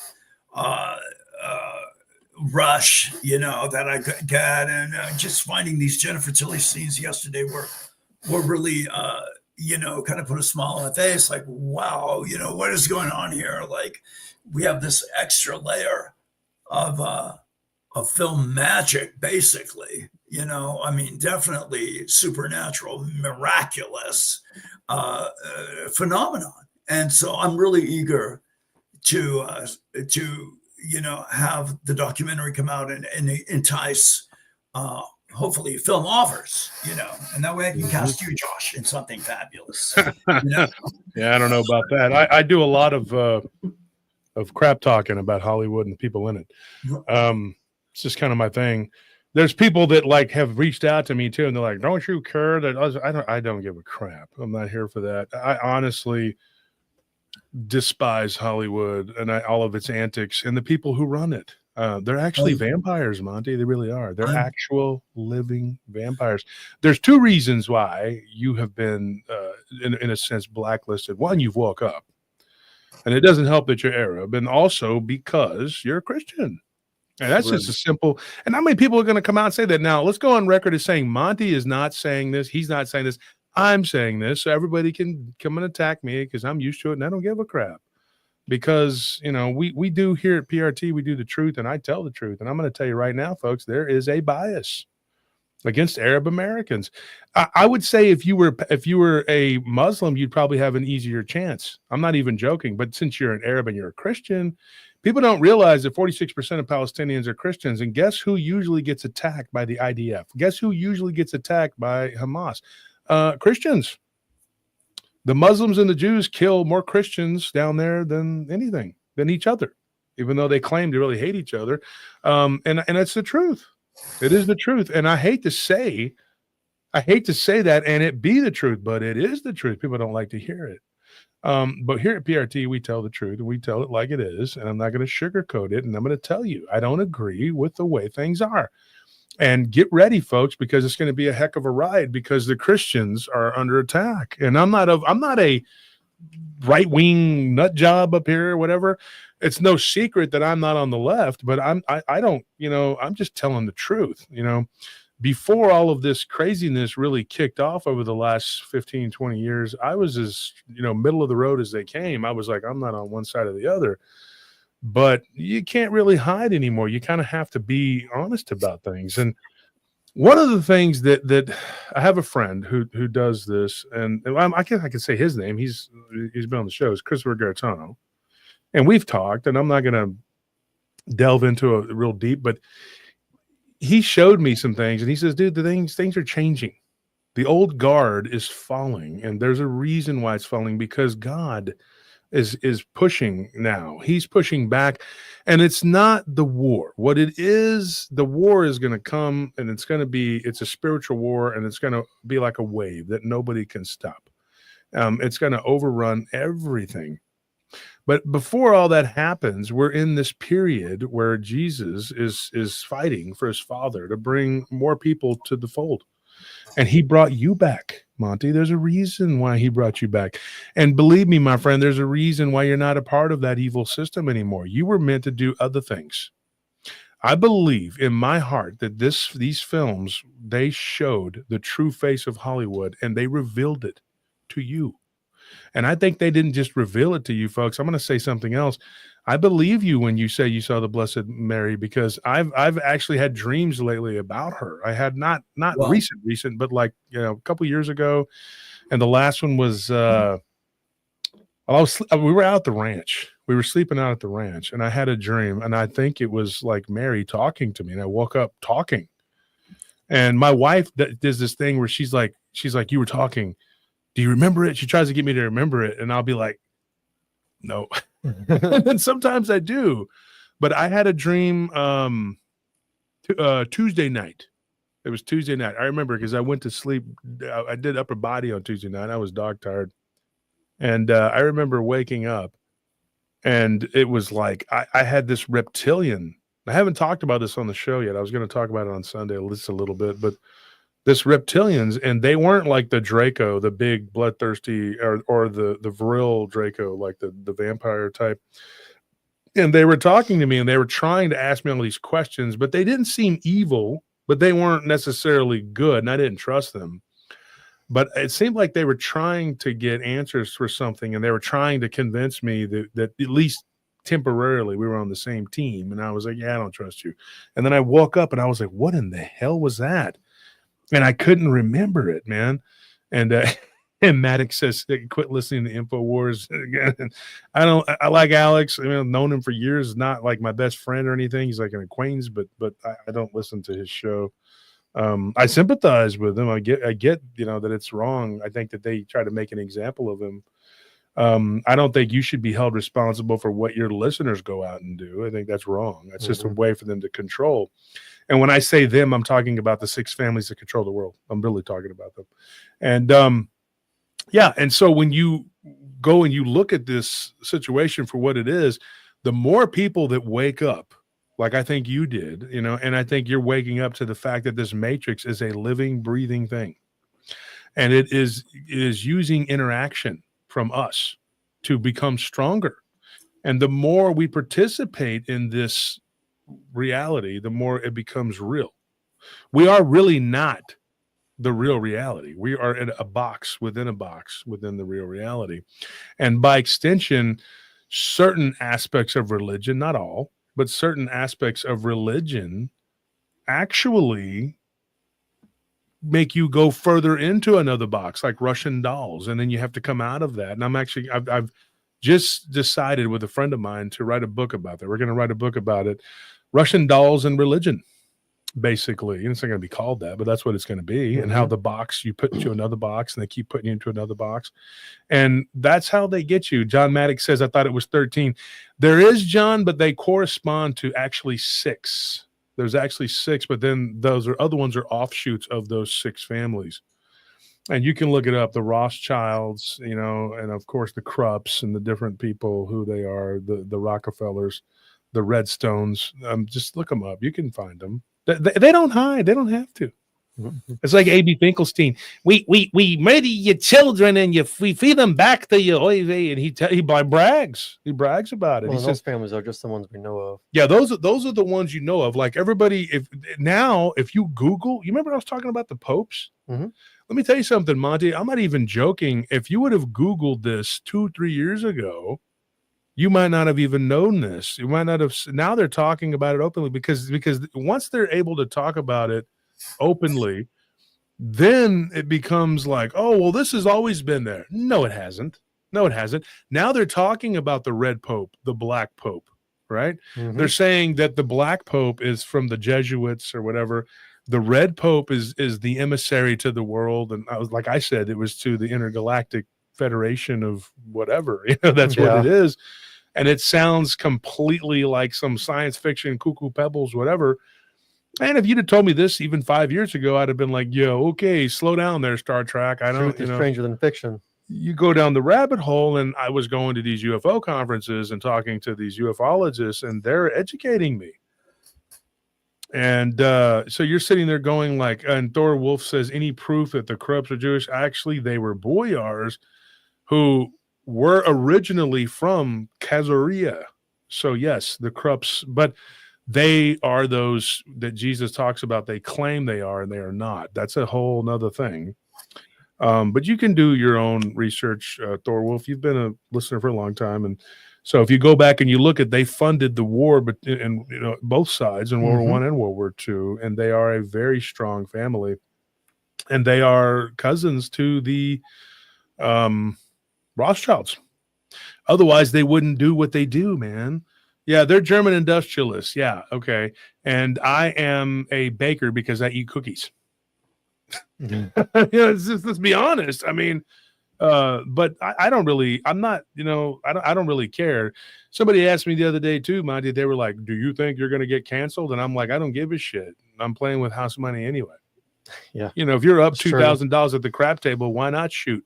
Usually I just put, Why not risk it all? yeah, I don't usually roll. I just bet against who's rolling because it's part of the house. The odds are on the house. And so if you're up $2,000, why not throw the dice? Let's see what could happen, right? I'm just saying. It's like I'm not supposed to be here anyway. You're not. That's what happens, right? So I think what's going to happen is you're going to see more and more of this, of people coming out and just admitting what's happening is supernatural, and it's going to become more and more prevalent and more obvious. I think there's going to be more of this. And I think that if you were to be honest, how much of this do you think they've cut out of movies, Monty, that you think that's really happened? What was the question now? How much of this do you think they've cut out of movies? What do you think? That they've actually... Movies in my movies or movies? No, just movies in general. What do you think? I don't know. I don't know how to answer that. I mean, it's just movie making is so, they overshoot so much, and a bulk of scenes don't make it into films. The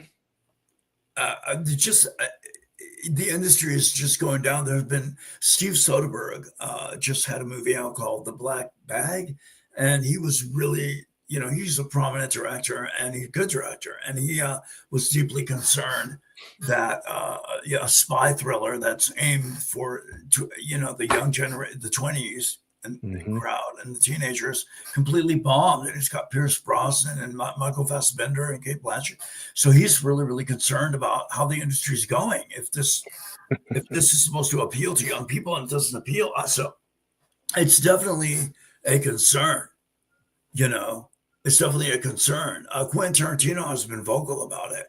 Yeah. That the industry has been suffering, and that's really sad. I mean,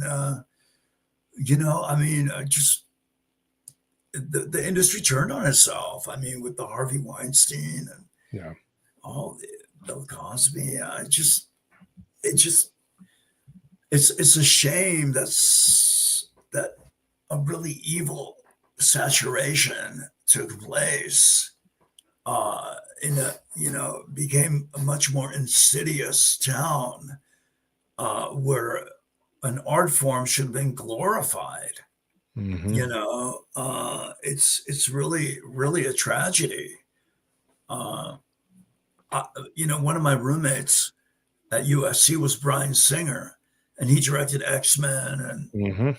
The Usual Suspects. He got blacklisted. He got involved in something really shady, and I'm just like, oh my God, uh, it's bad, Have you ever So- thought like somebody with your talent, like somebody who has your know-how and instead of worrying about being a director in Hollywood, doing something independent and going Yeah. out and I've thought about that. Mhm. What's interesting, I was just reflecting on this today, is even my student films uh, at USC, the theme that runs throughout my films are Hollywood celebrity, Hollywood stardom. I mean, that theme was so prevalent to me. Uh, and what's ironic is I do movies about big stars, Grace Kelly and Rudy Valentino. I mean, Gloria Swan. And I myself have yet to do a studio film. I find that ironic. But Mhm. the majority of my films are about this Hollywood stardom, celebrity stardom. I was attracted to that at a very young age. And it's interesting because I started realizing, why are we worshiping celebrities? I mean, Mhm. what, seriously, like, why are we worshiping celebrities? Uh, Making them more than Putting them they up on pedestals and making them more than they right, are. Yeah. And They're right. just people. And worship is not an exaggeration too. Like No, they sometimes worship whenever them. I see like videos of crowds like watching their favorite musician or actor or someone say something or a speech, like the look on their faces, like collectively, it's almost like they're in a mass trance, and they're like it's like, to me, it's a form of idolatry. It's like a form of worship. They're elevating this person to above the status of what they are, which is just a man or just a woman, and they I become agree. something more in their minds, and it's like they're projecting this worship, idolatry energy into this person, and almost, I don't know, it's like creating like a tulpa or something dangerous. It's hard to describe, but if you see it, it's scary. Like especially at these Taylor Swift concerts, you see these teenage girls, the looks on their faces, and like the way the emotions, the extreme emotion for the slightest thing that this person on stage does, it's incredible, and it's unnerving to watch. I agree completely. I mean, what comes to mind, is the Elvis Presley hysteria. Oh yes, You Elvis know, Presley, the Beatles. the Beatles hysteria. I mean, I understand, you know, that good music is to be admired, Hmm. and it's a beautiful thing, it's a beautiful, just like a painting of a Van Gogh. But to idolize, I started realizing, why am I doing these celebrity obsession movies? And I kind of thought to myself, like, why am I attracted to something? Obviously, the on the surface of especially Hitchcock films, I was really attracted to the story Mhm. and the shot design. So I get the art and the makeup and the music is powerful. But do I really want to work in a town that's really degrading? You know, like, I mean, just the Diddy thing comes to mind. And I mean, just, oh man, I don't know. It just got really insidious, you know? And it's an interesting conversation, you know. I'm trying to understand like the psychology of my films and what happened on that supernatural level. Uh, what is being said? It's a good question. Is it about the industry itself? You know, um, I mean, Shirley Temple. I just saw an interview with her. She was 12 years old, and she said she had never seen a naked man, and she was at MGM, I think it was, and Hmm. the producer got naked completely, wanting sex with Shirley Temple at 12, and you know, she was alone. You know, the mom was taken away, and it just shows. You know, of course, she didn't know. You know, the only naked person she had seen was herself, and you know, she was able to get away from that, and it just goes to show. I mean, I personally know an actress that I worked with. She was a victim. She's in the movie Return to Babylon. She was a victim of Bill Cosby, and he drugged and raped her. And when she told me, like, I recently found out in the last year and a half, I just could not sleep that night. I was just so terrified, just so horrified, not terrified, horrified Hmm. that someone personally you knew, this person just took it upon himself to drug the individual numerous times. I mean, there's numerous women, you know. Really puts things in perspective because What you realize is how close you are to this darkness, this evil. I right? mean, you're Right. one person separated away from it. Exactly. And it really, really disturbed me a great deal. You know, a lot of people, I kind of lost respect for Jane Fonda when she, you know, I mean, I know she has her issues, Hanoi Jane, but I Yeah. lost respect for her when she admitted that she knew that Harvey Weinstein, you know, the MGM, Miramax executive, was raping Hmm. women. You know, she knew about it for a year. Okay, if you're like this feminist and this person and you knew about it, how could you just look away and not say anything and do something? I mean, obviously, if we know if a child is in danger, we're going to do what we can to help the child, you know, survive a fire or whatever. I mean, that's a human thing to do, you know. So I kind of thought, and they questioned her, how long did you know about Harvey Weinstein? Oh, for 1 year. Okay, so for 1 year you knew, Yep. and you, you know, with all the power she had, you just, you know, I mean, Rose McGowan was an actress that wanted to work with me in Return to Babylon, and there was a scheduling issue, and she was raped by Harvey Weinstein. I mean, the guy's in jail now, but it's just insidious how these people could use their power, you know, and they think, my God, I'm a movie producer, so that gives them the right to violate someone physically. That's just a really sad ideology, you know? And so maybe my films, you know, I touched upon the Hollywood stardom thing to really focus on something other, you know, beyond the glitz and the glamour. I mean, it's definitely, you know, a deep subject matter.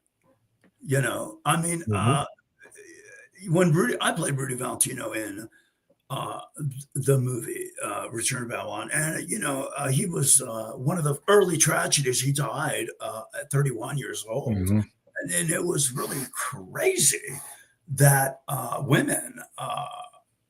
Maybe men too, I don't know, committed suicide, you know, when they when they knew he died. Like at the funeral of Barbara Lamar, who was his friend, and she died 6 months later. She was only 26, I think.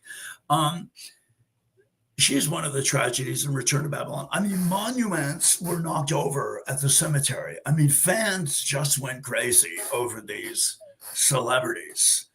So it's an interesting ideology how the Like a silver religious zeal. Yeah. right, like the silver screen magnified these people to make them more than human, basically. Exactly. More than human. So it's it's an interesting observation. What is going on in my films? Like I said, I have a Citizens, which is a color film, which we can't show because it would hinder a sale. But there are images in that are just right out of The Exorcist. I mean, to me, that's just free special effects, basically.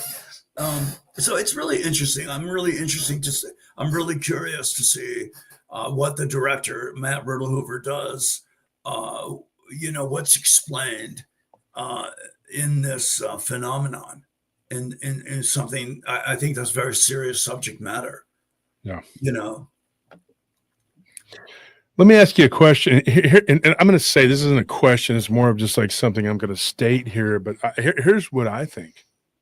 I think Hollywood was built, it was created, it was founded, it was funded for the single purpose of soul sucking. What that is basically like these people, they are put up on a pedestal, like he was saying, they create this tulpic image, and they are idolized, they're worshipped. And here's the thing, I've said this before. Any entity that wants energy can get it through worship, because we are very powerful beings as people. People have often asked me, like, what can I do? I'm just one person. Dude, 10 to 12% of the population can create a revolution. I'm not even joking. It didn't take 15% of the population in Cuba. Look what happened. It didn't take much in the United States to overthrow the British. They say that a little over 10% of the people actually fought, and the British lost. Here's the interesting thing, though. What people don't understand is, like, one or two people can focus their energy and create. It's an egregore. We had our friend Monica Rollins who kind of she said, oh yeah, she kind of educated me. She says that's an egregore. Or is it like this, like a one person, right? A tulpa is multiple people, but I didn't find anything that said that either one were too much different. Bottom line is they create this falsehood, this image, and people worship that image, that image of that, right? That energy goes into that person. And somebody said something earlier. They were talking about Michael Jackson. What did they say? They said something about Michael Jackson. Where is it? There's a man. Here it is. Abracadabra. So there's a man online that is convinced that there's people around Michael Jackson that were giving him objects and doing stuff to get energy from him through the crowd. And he was personally involved. Now, these people, they are idolized, they're looked up to, they're worshipped. The puppet masters, the ones that are in charge, the ones that do the put it all together. Okay. And people say it's about money. No, it's not. They have all the money in the world. They're connected to the people that actually print the money. They're all part of the same system. It's not about money, because money is a means to an end. Money can get you what? Power. It's all about power. It's about control. Through the worship and idolization of these people that are built up, they get tons and tons of energy, and it's bombarding them, and they have no way to really harness it or control it. And they're on a roller coaster, and it's going so fast they don't even know where they're going to end up. These people, these stars, these musicians, these ball players, they don't even know. Stand up for the rush. Do you know how many of these people end up broke? It is a staggering number, dude. I had somebody that was joking about boxers. I used to fight, and they're like, it's a good thing you didn't, stick with it and do whatever, because you would have just ended up broke. And I said, the same thing with Hollywood. Yeah, but there's a bigger number of people that are boxers. I said, no, there's not. If you look at the number of people from Hollywood, actors, directors, whatever, unless they keep doing it, they end up broke. Al Pacino recently came out and said he was broke. And you're going like, you look at his movies going back to Scarface and Dog Days and all these other movies, and the Devil's Advocate, all the way up to Heat, and then he keeps going. A Scent of a Woman, Carlito's Way. It just go. The list is staggering. It goes on and on and on. And they're like, how did he go broke? He went broke because he wasn't paying attention, and people were taking his money and taking his energy. And he came out and said, he goes, dude, I was surrounded by people. He's like, and I made foolish decisions. And I thought, I was making so much money. This movie made millions. This movie made millions, and I was getting paid. And then the next thing you know, he's broke. And so he has to keep working. Nicolas Cage. Mm-hmm. He's making tons and tons and tons of movies, and most of them aren't mainstream movies. And some of them are pretty entertaining. I've seen a few of them. But he said, they asked him, they go, Cage, why do you keep, he goes, because I'm broke. You know how he talks? Yeah. He's like, I wouldn't keep making movies if I wasn't broke, but I have to because I'm broke. And it's like, you feel for these people, but you realize what they did. They got thrown into that meat grinder, and those vampires just grinded them up, and they sucked their soul energy just the way they suck blood. They drink blood. They literally drink blood. There's a lot of things I would like to say right now that I'm still just not, I can't say it. I would if we were on Rumble, but we're not. But this is what's happening. These people are actual literal cannibals. They actually eat people. And one of the first restaurants is out in LA where you can actually eat people. And it's like, yeah, literally you can, and it's supposedly legal. I don't know how that is. And you have this, this whole culture where they're drinking blood, and these people are doing this. Why do you think they're doing this? I don't think it's so much that they like the taste of blood. They just know that the ritual works, and they've been doing it for thousands of years. And now they've found a system. They've built up Hollywood. Do you know what the root word for Hollywood is? Do you know what it means? Does it refer to the Holly tree? Yeah. Do you know what it is, Alex? I don't know. Oh, man. Yeah, it is Holly root. Like, it is literally, like, look it up right now. It is literally, the word itself has the root. Yeah. And it is it's a magic thing. Like, it's magical. They're literally making magic. With the Disney thing, you see how the little sparkly, the little, whatever. And if you were to know the kind of information that we're privy to, because I get tons and tons and tons of it, you put it all together. You start to put it together. The problem, though, is what you said, Alex, is very important. Hanoi Jane, she'll always be a communist traitor as far as I'm concerned, but you may have a different opinion of her, whatever. It doesn't matter. The bottom line is this: she knew it.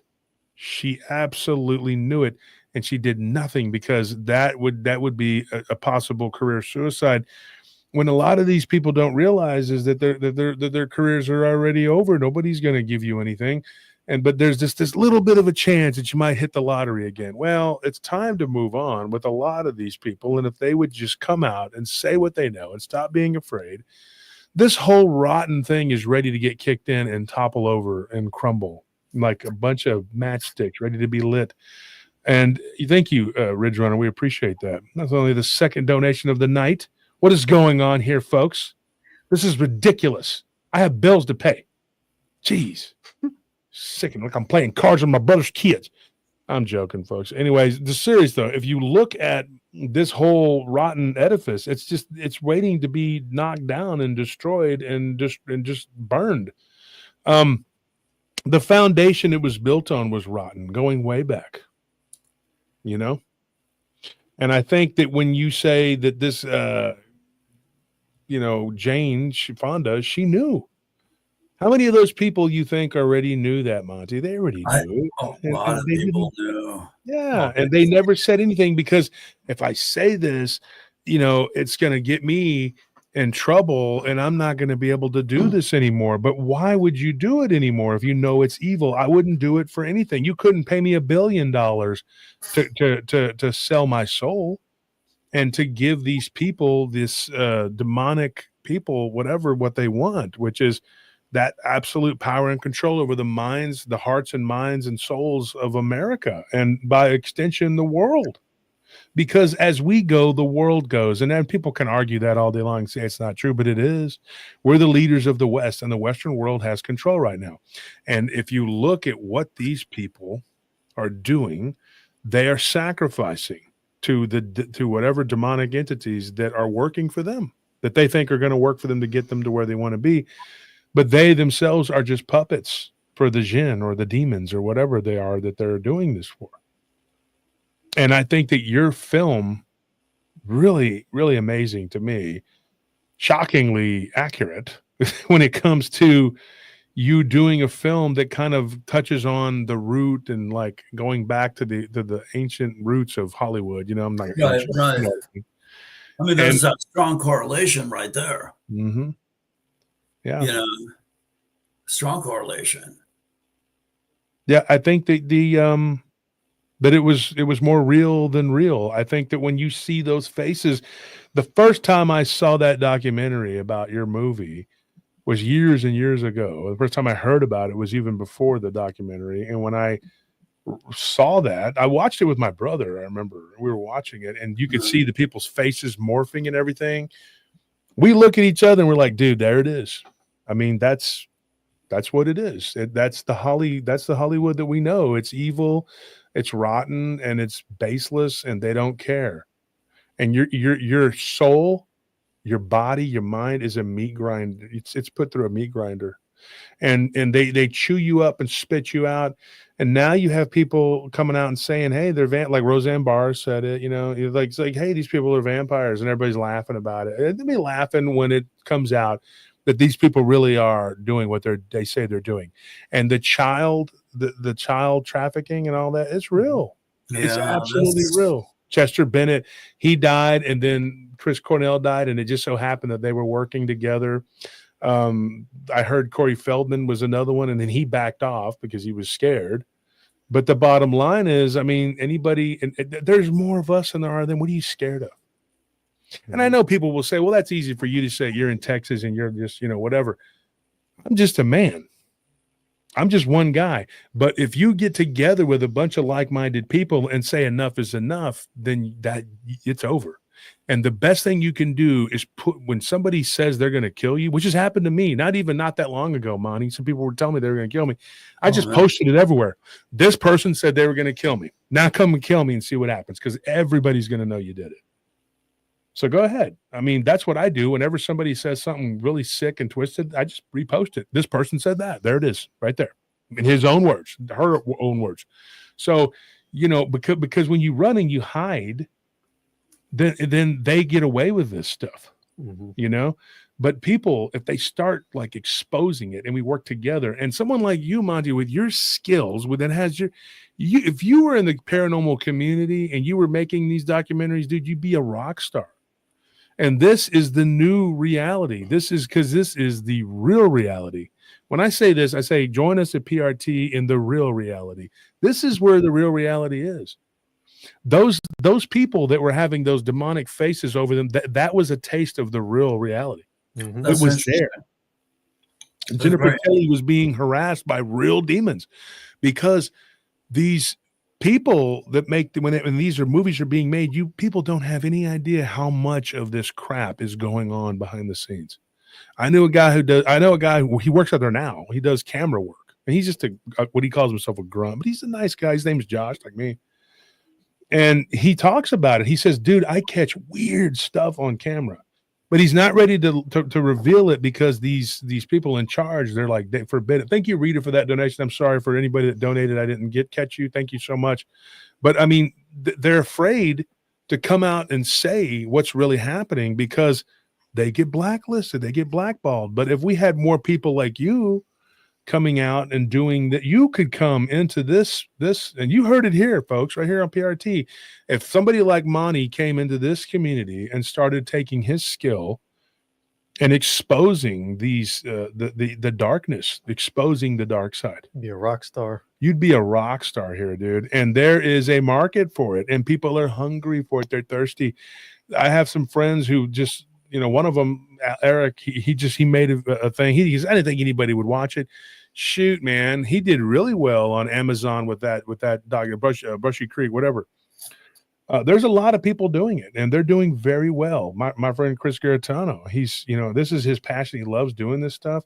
But if you were to take that energy that you used for and you knowing certain people, you could interview them and talk about their paranormal experiences. Imagine you could get a show made. I'm telling you, man. And you could interview these people. One of my favorite shows of all time ever was Celebrity Ghost Stories. Yeah, that was a really interesting show. That show was so pivotal to me because I was like, here you are. These are people that everybody knows, and they're coming out and they're talking about the weird crap that goes on. They're putting it all on the line. I'm telling you, and they're putting it all out there. And you know, what's it, Michael Imperioli, Mm-hmm. the one about the Titanic, one of the Baldwin brothers. He was talking about the hotel here downtown. What's it called? The Driscoll, Marilyn Manson. Marilyn Manson. Saw a demon in a saw barn. a demon in a, yeah. I mean, these people coming out and just saying, look, man, you know, like, and you know why, put it all together and say why this is happening. You know why it's happening. It's happening. And like I've said before, even if they did knock me off and manage to do something to me, who cares? My words are already out there, dude. It's like, so what? I'm not, you know, and people have said, well, aren't you afraid of, and I'm not. I mean, guess that's the difference between me and most people is I don't give a shit. They're like, oh, if you don't wake up tomorrow, well, I know I'll be with God and God's going to send me to where I need to go. Because I know that he's not going to go throw me in hell. I've not been the perfect guy, but I love God. I love Christ and I love humanity. I love people. And I think by extension, you do too. You said it yourself, Monty, that you love people. You love, you know, this is your passion. And I think you should do what makes you happy. But I would strongly encourage you to take those skills and bring them to this, you know, this reality and start talking about this because you have something incredible that was captured on film and it's there forever. It's not going away. It's always going to be there. I knew about your film long before I didn't even know the name of who did it. I couldn't remember it. I didn't know. And let's be honest, it was my club days and I was running a nightclub for like 10 years. I was probably drinking anyway, you know, but I knew about your film. And when my wife said that, she's like, oh yeah, the guy that made I was like, oh man, I was like, I've watched that. I've seen it. It's incredible. Yeah. So I was eager to talk to you and get you come on and talk, whatever. And I think you really just need to look that do what you want to do. It's your life. But I'm just saying right here on PRT, I'm going to say in front of everybody, I think you should bring your skills to us because here we are pushing in this community to expose to everybody the real reality. And, you know, some of the books I got coming out are going to be very pivotal. I got one should be out by the end of May. Hopefully that's the target, May, June, whatever. And it's about vampires.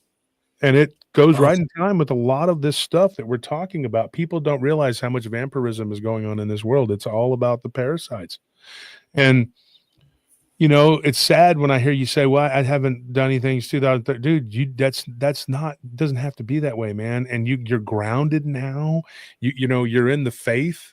You know, you've gone back to God like you're supposed to. You're doing what you're supposed to do. Just think about it and pray about it. I definitely will, Josh. Yeah. And we can talk, you know, and there's some ideas I have too. And there's some things that you could do and you could really, you know, bring a set of skills that not many people have. There's a few I can think of about a handful, but I can count them all on like maybe one hand. And so we need more people that are willing to do this that aren't necessarily tied to studios or giant television channels or whatever. I recently, I'm not going to say I signed up, but I recently decided to help out some people that are making a television show. But it's not the be all end all for me. That doesn't matter. What I care about is the message. And I think when you videoed that, I really, truly believe that you captured something epic. Like, I mean, that to me, if that doesn't wake people up and show people what Hollywood is, right? What will? Right. I mean, there are so many. I cannot wait for this documentary to be done. It's called Monty and the Movies, and I'm patiently waiting. It's like over 4 years, but I knew it was going to take time. You told me up front, but it's a Hollywood story. Mm-hmm. You know, and I'm really curious to see how all these A-list stars, DiCaprio and Cruise and Nicolas Cage, how they're interwoven into my story. That part really intrigues me. And what thread did he see? I think it's like the selling of your soul. That's what my guess is. So it'll be really interesting to see. I'll keep you posted on that for sure. It's called Monty and the Movies. And it's funny, not funny and haha, but in funny in the weird way that a lot of these people that they'll be like, I never sold my soul. And in truth, you can't actually sell your soul. That's not really how you don't have to sign a contract, but it's a spiritual opening and that you allow it. And when you allow that, that overtakes you.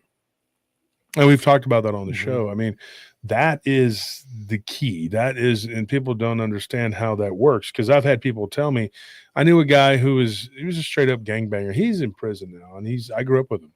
I mean, and he'll be there probably for the rest of his life, like so many of my friends. Oh man. And he shot a guy. I mean, and now you could say it was justified, but I mean, the court didn't seem to agree.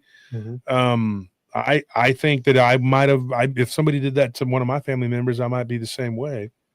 And who they are. His uncle sells cars. But I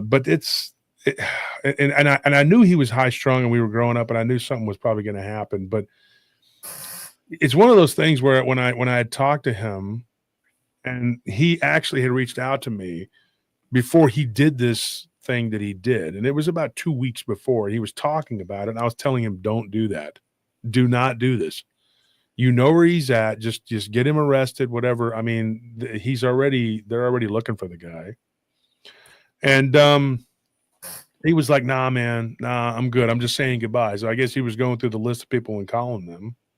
And then after he went in, his aunt, who works at this place that we've been to a couple times, she told us, she was like, she's like, he told me if I see you, that you were the only person that tried to actually talk him out of it in any sincere way. Everybody else was just kind of like, yeah, well, and I was actually talking to him for like half an hour trying to get him to not do this.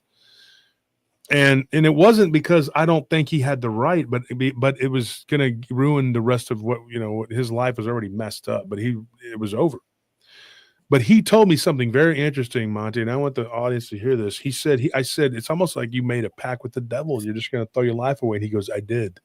Oh my God. And I was like, what do you mean? So I was expecting this kind of like big reveal. This is about 3 years ago. So I was expecting this like big reveal. He was going to go, yeah, man, like I called upon the devil. We did a ritual. No, he just said that he called out into the darkness one day. He was yelling. He was up at Mount Bonnell and he yelled out there and he's like, come and take me, you use me and all this. Like he basically invoked it and he said that I just gave myself over to fury and rage and evil. And then it was like he was completely taken over by a demonic spirit that just made him go on a rampage. So he goes to Mexico. He's a Mexican guy. He goes to Mexico and he does a bunch of crap and then he comes back. Everybody chasing after him and wanting him and everything. The federales wanted him. Everybody wanted him. And then he comes up here and then something happens to his daughter and then he goes crazy and does. And, he did something bad. And it's and like I told him, he didn't even kill the guy. Like, he did something to him, but he didn't kill him. And I was like, and it didn't even, and now you're going to prison because you were on paper. You could have just like not done it, and it's such a waste. And you look at that, but what got me though was him saying that he invited it. He invited it. And that's what a lot of people do. So these people that are making it big in Hollywood, not everybody's, they're like praying to, hey, come on, demon, devil, take me. They're inviting it by their own, just their want, their wants, overtake their love for God, for their family, for themselves, for their fellow man. They don't care. Everything. They sacrifice everything. And if you've ever been on TV, the directors, I'll tell you right now, they'll sit there and they'll tell you, do this, do that, and do this. And there's this pressure just to do whatever they say. And I'm not really good with that because when they were trying to tell me, well, you need to do this, you need to go change your shirt, this and that, I walked off. I was like, yeah, whatever, dude. And there have been 3 other times where I was asked to do something and I just decided not to because I want to do what I want to do. Not all the time, because if you are in charge and you are telling me what needs to be done and you're correct at what you're saying, yes. But if people ever think that I'm just going to bend over or I'm going to lick their, behind because they're in charge of something, forget it, dude, because I don't need that. I'm not that guy. I'm just not. And you could put a pile of money this big in front of me, and I just go, I don't care. I'm not going to do it. I've just never been that person, man. And I could be living a lot better than I am if I accepted people's hegemony over me. But I won't. I'll follow people who are good, strong leaders. But they have to show me that they are. And by the same token, I would have to show them that I'm capable. And I think that you, Monty, like I said, I'm not trying to proselytize and definitely not trying to pontificate to you. But I think that you should really look into like maybe doing something up this alley because, and there's a story I would love to tell about something that happened to us yesterday, but my wife had told me she didn't want me to talk about it today, and I told her I'm not going to, so I'm going to leave that on the shelf until later, but one day I hope to tell this. But it was, to me, God showing us that you need to do this. And so we did something, and we were kind of disappointed, at least I was, and I was sad. But it was, to me, it was God saying, look, this is now you have to do this, and you have to take care of this, and this has to be a part of who you are. And I think that God showed you something. I really do, Monty. I've talked with my wife and with Anthony here and Tony, all of us. Tony's not here tonight, but he's usually with us. He's on the show, Wednesday and Sunday for sure. Yeah.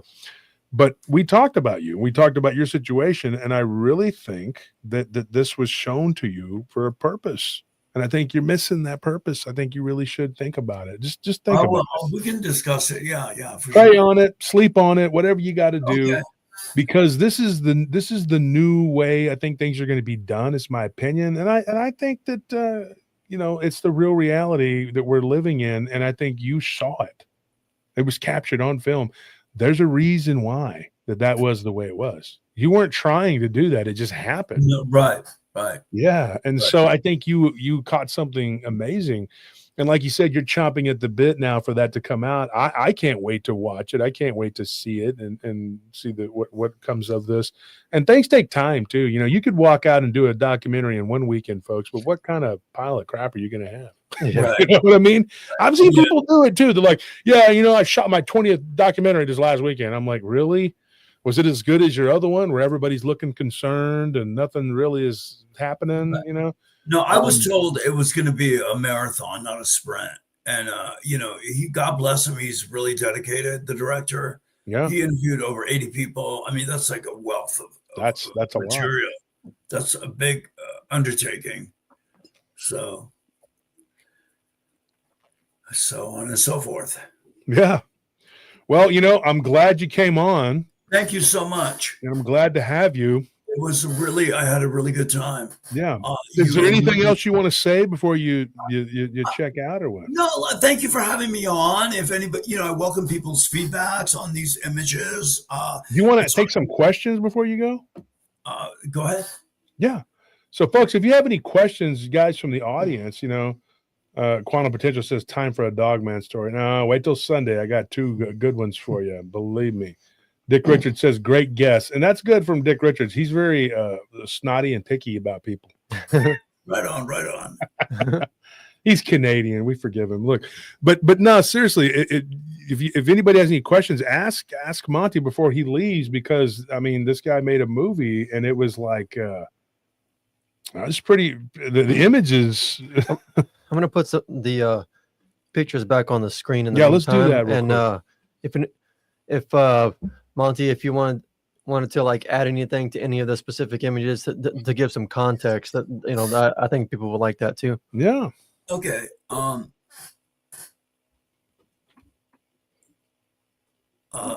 man, Andres has a question. He says, were you ever invited to any parties that seemed off? No, I never was. I never was. I mean, the standard cocktail party, but there was never anything on the Diddy lines. No. It don't have to be along those kind of lines, but it's, something that was, you were like, wow, this is kind of creepy. Maybe I shouldn't, yeah, that's so weird. It looks like a witch mixed with a goblin. Oh, they're definitely something to talk about. That's for sure. really, really, that is just so, the level of creativity just is mind blowing to me. Like, reminds me a little bit of like the mom, the skull and Psycho, a little bit. Mhm. Mrs. Bates has that kind of quality, but like the nose protruding. So that's Jennifer Tilly, And they don't look like Jennifer Tilly, it you know. don't look like her at all. It looks No, like a vampire, like a goblin-esque vampire. something along those lines. Yes. Um, so that's from like the same sequence. I'm just Somebody behind her. really abstract and haunting. Who's that behind her? That was they were running down a hallway. It was like a party scene. Yeah, So that's just another actress Oh, okay. in the frame. it doesn't even look like an actress. It looks like an old pirate. You know, we shot at like Rudy Valentino's home. This was Norma Talmadge's home, a silent wow. film star. So we shot at the silent movie homes of people, and I was really lucky to get these. But this, I mean, this just really blows my, that right there, the nose. Yeah, look at that. It's just, it doesn't even really, it's like a demented doll. It's like reptilian nose or something, like And, slits. and Jennifer was actually saying that she was Right. feeling like something was Right. touching her and weird. Right. And Right. She was very vocal about it. Mm. You know, I mean, there she kind of has like fangs, it looks like, right there. Nose Yeah. again.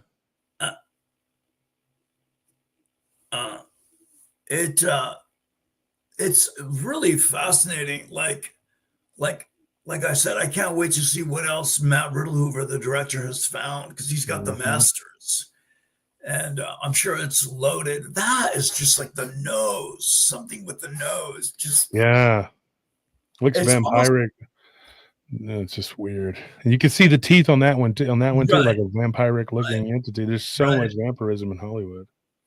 right, there is. Look at I mean, that. that is really creepy. That's Wow. just That is absolutely really, ghoulish. really creepy. Really creepy. Something was definitely on her the whole time. I bet. Right. Right. I mean, it's just not even, it's like some ghastly doll, like a demented doll. I'm going to tell you a quick story we got. This was one of the ones we were going to do for the security guards, like, because we were talking about paramedics, security guards, firefighters, policemen. We had a firefighter tell us some crazy stuff during a forest fire, and we haven't even gotten into that one yet. But this guy was a security guard, and he was in not Oakland, Oakdale. Is it Oakdale, California? He was out in California, and I can't remember where exactly it was, but he was doing. He was watching something, and like he kept feeling like something was on him, and it was on his back. Thousand Oaks. He was in Thousand Oaks, and it was years ago when the Dallas Cowboys had their training camp there. And he's an older guy now. He's older than me even, but he was talking about how he was there at Thousand Oaks, and he was doing security, and they were like they weren't there yet. Like the Cowboys hadn't come yet. They were just setting it up, and he was riding around the golf cart. And of course, they haven't had camp there in forever. They quit when Jimmy Johnson took over. They went to St. Ed's, and I remember I did security over there for a little bit, and it was really crazy. He was telling me, his name is Delvin, the guy who told me this, and he said that he was looking in the mirror in the bathroom when he was washing his hands, and he kept feeling like something was looming over him, and he even felt like this pressure on his back. And so he goes to the restroom, and he keeps hearing like something moving around, like a noise, like shuffling in the restroom with him. And then he goes to wash his hands, and he's looking in the mirror, and his face distorted. And he said that his face looked, and this is his words were, and like I said, it was such a weird story, but it was like something a cross between a pig and a baboon. And I was like, what the heck? That's intense. Yeah. And my brother has claimed to have seen something in the mirror like that, like this javelina hog creature like thing. And I don't know what that is, but I mean, I think that people, like if you're something is on you and it's trying to come out and move through you or possess you or take you, I think you can catch it on film or you can see it in the mirror. Things will happen. So Right. I think that's what you caught there, man. It's definitely something noteworthy. Definitely something to be studied. It's intense. Is what it is. Um. Yeah, and you see the woman in the background looks like a witch, and then there's like this. Exactly. Dude, look at that! It's so creepy. Ugh. It looks like someone just like took an eraser to her face right No, here. just so. I mean, it speaks volumes. Like it's like destroying your soul. You Yeah. know, it's very, very. I mean, just mind blowing. Yeah, and Lori Gibbs asked the question: who is she supposed to be? She plays Clara Bow, the silent Clara film Bow. star. Yeah. So it's movie stars playing movie stars, basically. I mean, that's just,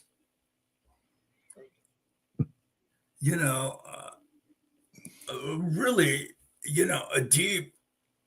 I mean, look at that face. It's demonic. Yeah, really. who is that?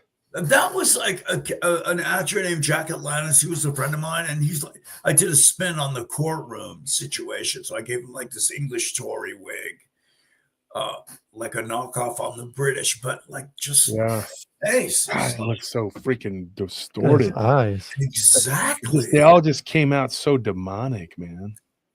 And when you zoom in, it just looks so like it's trippy, man. It's a trip.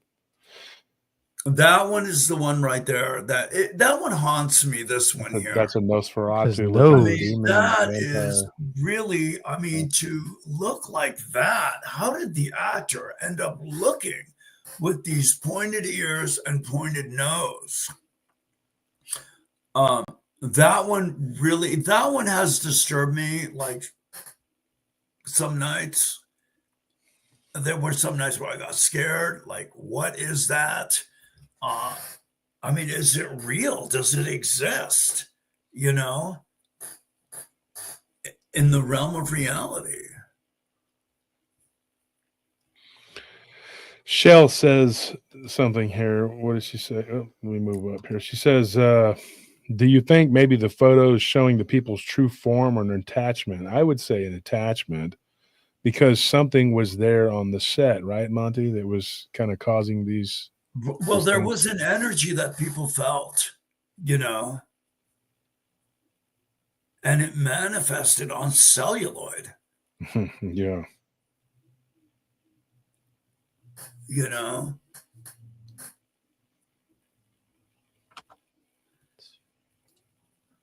That one, dude. Right. It looks like the Thing mixed with Leatherface. Right. To me, that invokes the Phantom of the Opera, the Lon Chaney film. Yeah. That is so I mean, it's definitely in the ghoul category. Who is that supposed to? Who is that actress? That was a friend of mine. She was in the William Desmond Taylor sequence. She was an actress named Devora, and she plays the silent film star Mary Miles Minter, who she gets information that her boyfriend got shot and murdered, but it wasn't anything that was supposed to be haunting by any sense of the word. This was actually the first image I saw that was paranormal. Wow. This was the very first one. The very first image. And that's when I was like, what is this? And this is more recent. This is Theda Bara. She plays like a vampy character. So she's like the opening scene with the crystal ball. And she definitely has something wicked going on there.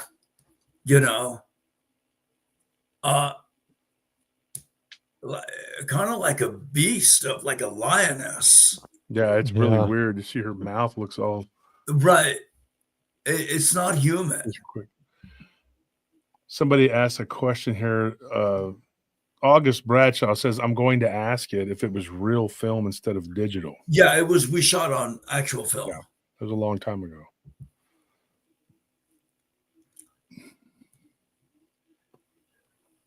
So it's definitely an interesting take on filmmaking. That's for sure. One more question about that. Let me say that. Let me ask you this.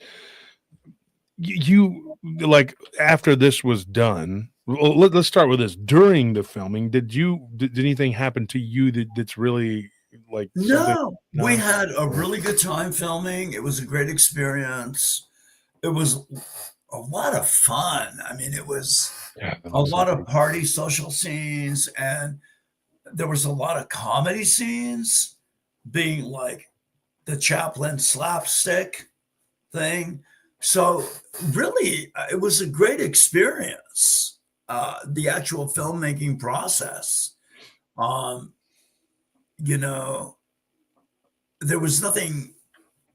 Yeah, aside from what Jennifer had said, there was nothing unusual outside of "Oh, spirits are touching me." You know, this is really just amazing for me. I mean, to have actors be made up and look like themselves with hair and makeup done, you don't expect it to take on this identity. Something really extreme. That would, I mean, that she has like a Joker face. Yeah. Like a Chelsea smile. Right. Just like this ear to ear grin. Yeah. Exactly. It's like a Joker face. Heath Ledger, like that kind of thing. Yeah, it does.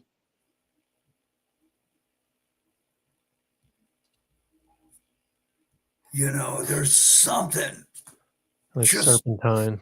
Right. Almost like James Earl Jones when he transforms on Conan the Barbarian. He transformed into that snake. Yeah. You just need that one picture for her to comb her hair back and go, why so serious?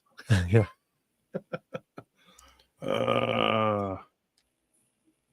Look at what Mullins says here. He says, Wolf, this is exactly what I saw when my former best friend became possessed, except it was hundreds of faces taking turns cycling to be the front host and fill the body. I then knew true freezing fear. Yeah, I think I would too. But I've seen the thing that looked like a freaking werewolf. So I mean, when I was 15, so what started me on this whole journey. I don't know, man. And another thing too, like people who are of alien abduction, whenever especially during the sleep paralysis. I don't know how versed you are on the paranormal, Monty, but I'm going to tell you. There have been people who've told us that they've seen, and we have friends that have captured images from the woods. They'll see something move, but there's nothing there. At least they think there's not.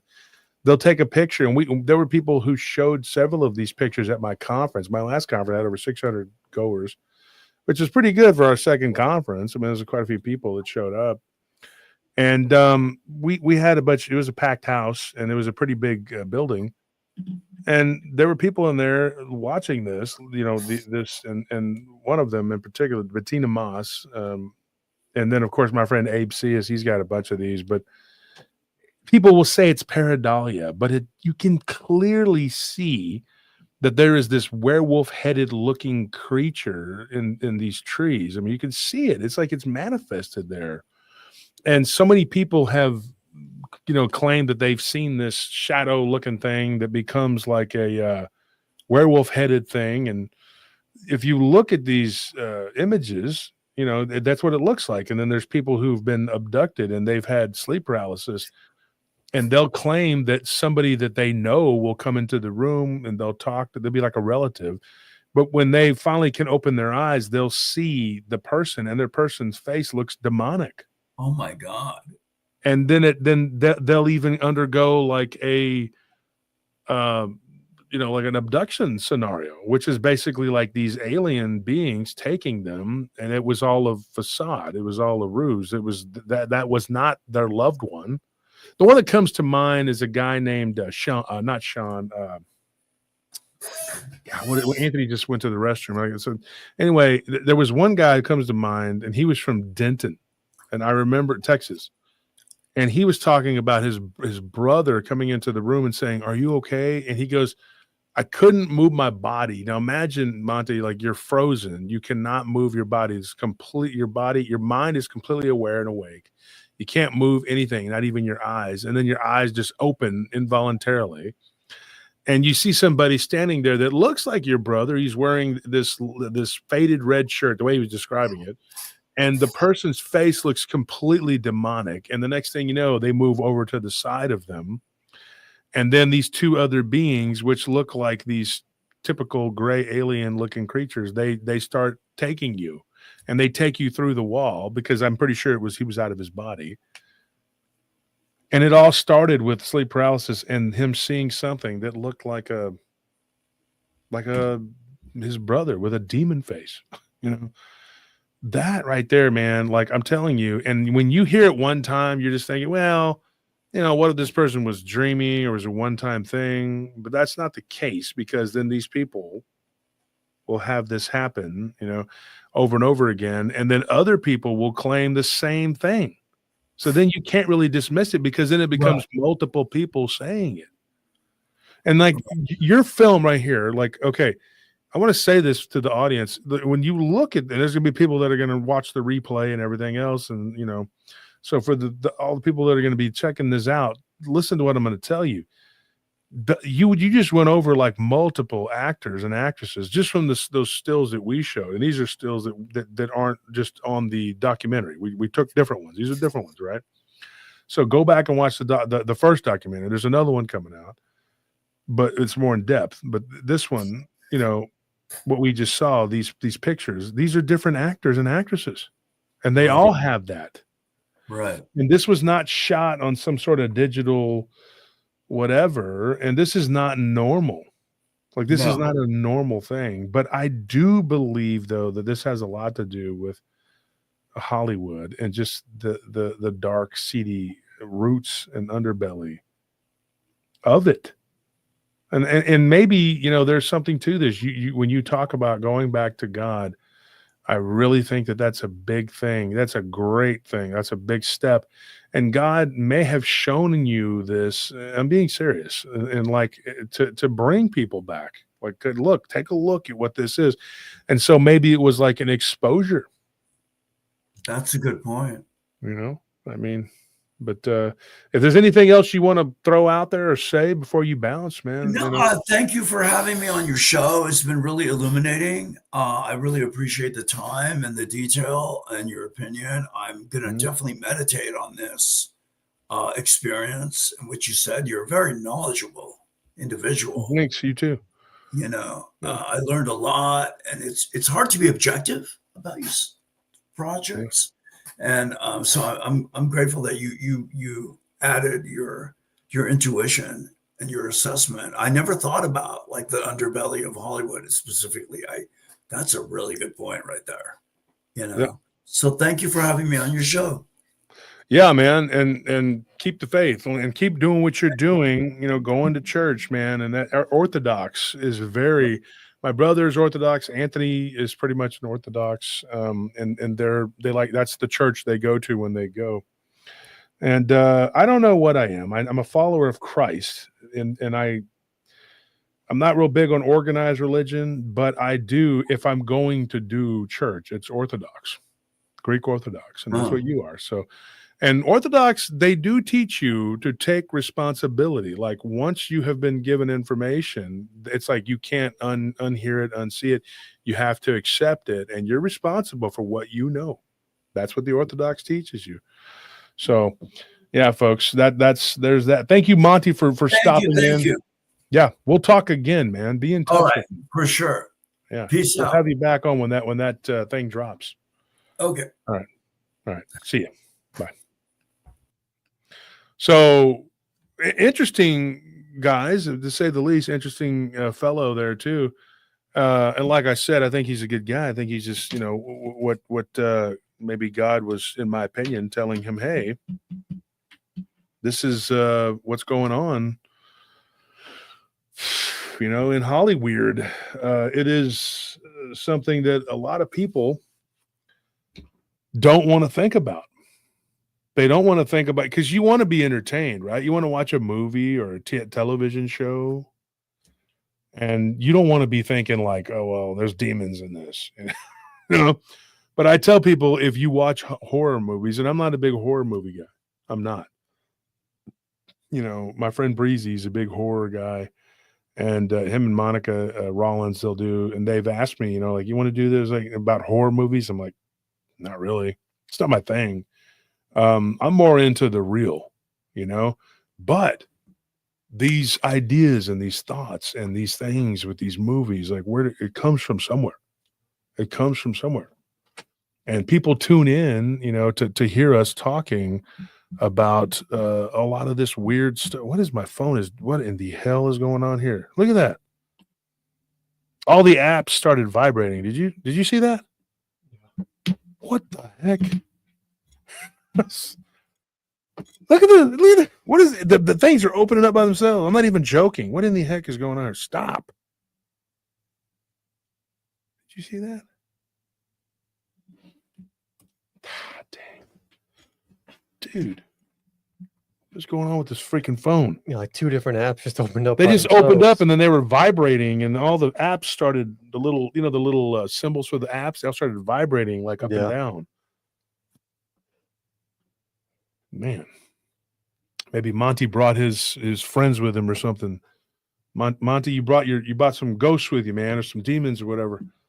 But I think that when he made this film, I think that, to me, I think that it was, there was a reason why it happened the way it did. And, like I said, on Sunday, we're going to talk about Dogman. I got 2 stories in particular. And I think those 2 will probably eat up most of the time. So I don't really have anything else planned. I think that's going to be it. And if it goes until a certain point, then we'll do like a little after show, where we talk and we do whatever. But I have talked to multiple people that are involved in Hollywood and around it, and have been around it, and done everything from lighting to cameras to directing to acting to you name it. And I was offered twice in my life to be in a movie or a television show as an extra. And one time I just flat out refused. I was just like, nah, man, I'm going out the night before with some friends, and I know I'm going to be hungover, and I'm just not going to, I'm just going to be honest. I'm not going to get up to do that. And I didn't care. I never cared about it. And then another time I was asked to do it, and my friend ended up doing one of these shows, and he asked me to go and be an extra or whatever. And I'm like, I ain't doing that. And then he kind of talked me into it, and I said, okay. So then I agreed, and then I just blew it off and didn't show up. Because, and I'm glad I did, because I just,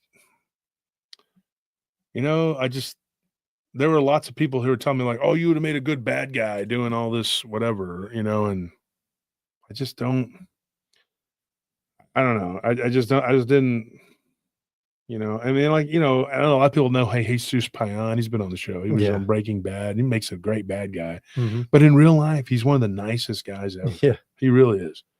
And you're just like, dude, you're not a bad guy. You're just a good dude, man, and I feel like, with me, I might have been, at that time, especially, might have been more realistic. They were talking like, hey, you and your brother would make good bad guys. But I was doing things, and I didn't want people, knowing me at that time. I had enough people knowing me. I didn't need more, focus on me or whatever. And so I'm not going to say I kept a low profile, but I wasn't going to go out to LA and do a bunch of movies and crap, Probably it would have been interesting. I could say that, because I don't know, man. People would be like, hey, dude, that guy's like, you know what I mean? Like, but I just can't see myself, and if I did, I would probably end up getting blacklisted or kicked out real quick, because I'm just going to be like, hey, man, who loves Jesus? And they're going to be like, nobody here does that, because they don't. And the people that are in charge, man, I mean, And if you were to go out there, and I've been to LA a lot. I've been out there a bunch. I hung out in California for a while, man, and just rode around at the Pacific Coast Highway, Santa Barbara. Been to some really beautiful places. I mean, I've just been all over, north, south, Bishop. I hung out in Bishop some Mule Days.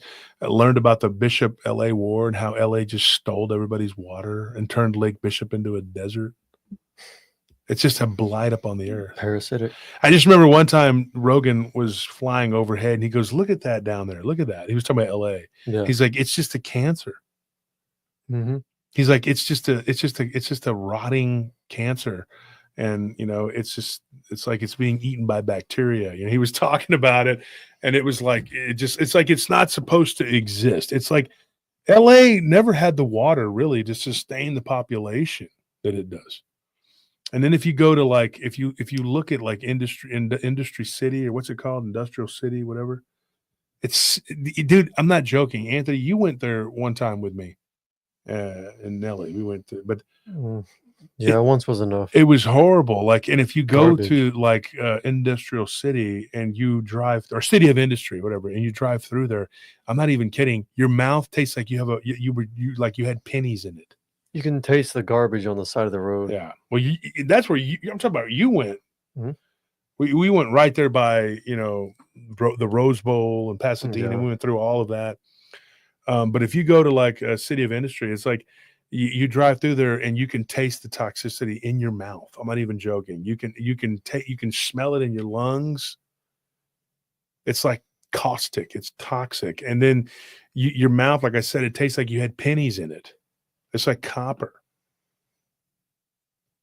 It's so rotten. And so, but here was a guy, he's a director and he worked in Hollywood and he made this movie, and here's all these creepy images and things of these demonic faces. And you stop and you go, man, holy crap, dude. Like, this is, look at this. My eBay app just opened up. What the freaking heck is going on here?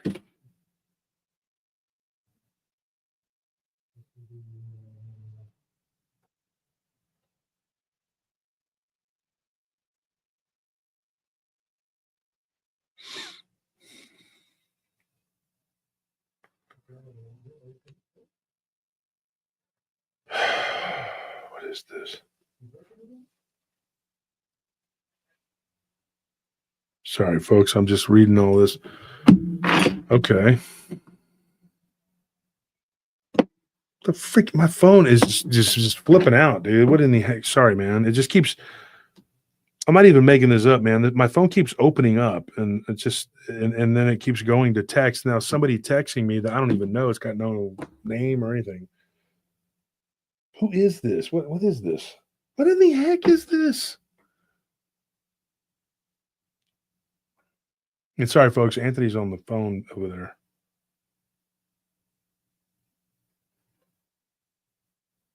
Yeah, we probably should just say a quick prayer. Father, I come unto you in the name of Christ. I ask these things in the name of Christ. Please, I'm asking for a hedge of protection over me, my family, my animals, everything that we have, everything that we own, everything, our property, our lands. Please protect our ranch, our house. Please protect our studio, our office. Please protect everything we have, everything we own, all of our vehicles, our people that are working the patrol, people that are working the sites. Please protect us, watch over us, Lord God. Please tie bind and rebuke. I tie bind and rebuke these evil spirits, these demons that may be here trying to manifest and do the things that they do. I ask this in the name of Christ. Amen. I don't know what else to do other than just pray, because this is weird. We'll stop now. Maybe that helped. I mean, maybe, but I'm sure it helped. But something like that happens. I don't know what else to do but to pray. That's what we got to do. It's solid spiritual warfare around us at all times. Anybody who thinks it's not, you're kidding yourself. And there's somebody in the comment section that was like, well, when they start talking Bible stuff, I just check out. Why don't you just check out permanently? Why don't you do that? Because if you're not interested in knowing the real reality, I'm not interested in knowing you. Because this is the real reality. Welcome to PRT. Join us in the real reality. This is what it is. And I really hope that Monty, does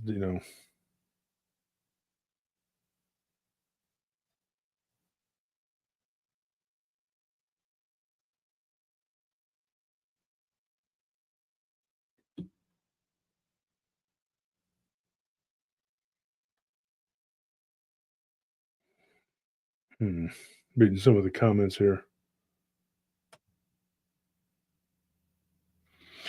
And somebody was saying in the comment section too of that one, it was all in that one particular episode where the woman was like, it was saying that she was a sacrifice to the vampire. A bunch of people had comments about that, and whatever. Everybody always has everybody has their own opinion. And somebody said, yeah, what you're talking about Collie, really? You know more about it than I do. I'm sure you do. Because let me tell you something, folks. All these smart people who think they're so smart and they're so intelligent, if you are getting your news from the mainstream media, guess what? You're not that smart. I was watching something the other day on, and I can't remember what platform it was, Instagram or TikTok or whatever, one of those where we have to put our show on, whatever. And I'm not real big on it. Starscream said you just joined. Starscream, if you're just joining, you missed the show. Go back and watch. It's pretty interesting. We had a director on. It was talking about, these demons, whatever, in films. But if you, how do I word this? This person, it was an older Chinese woman, and they were interviewing her. This wasn't a recent, like it was like an older interview. This woman had been interviewed by somebody. She wasn't anybody, like, she was just a person, just like a regular person. JD Smooth said, "What's your take on the?" I'll talk about that in a minute. And they asked her. They were telling her, she was telling them that I get the question. It was a British guy who was talking to her, and he was like, what do you think is the most striking difference between the people from Hong Kong and China and the British people in London or the Americans in like New York City or LA? And this woman, they were translating, and she spoke real broken English, and she said that she couldn't believe. What did she say, Auntie? Do you remember? Yeah, she couldn't believe that anyone watched the news or kept up with like the mainstream media, because it's all just a psyop to break you down, and you don't get the truth. Well, she didn't say psyop, but yeah. Well, yeah. I mean, those are my words, but that's what it amounted to. So you have these an older woman who's from China, Mm-hmm. who knows more about what the heck is going on than we do. I'm embarrassed. I'm ashamed. It is so ridiculous that some of you will still watch the mainstream media, the MSM, and think that that's real news. How many lies did they have to tell you? How much crap do they have to shovel into your face before you stop and go, man, this is crap? Mierda.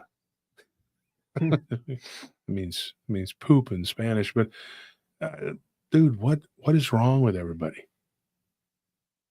They just eat it up.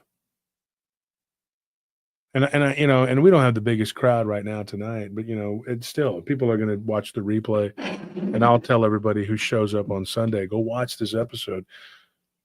Why do you, what makes you think that if you're watching the news that you're going to get anything out of it, that it's real in any shape or form?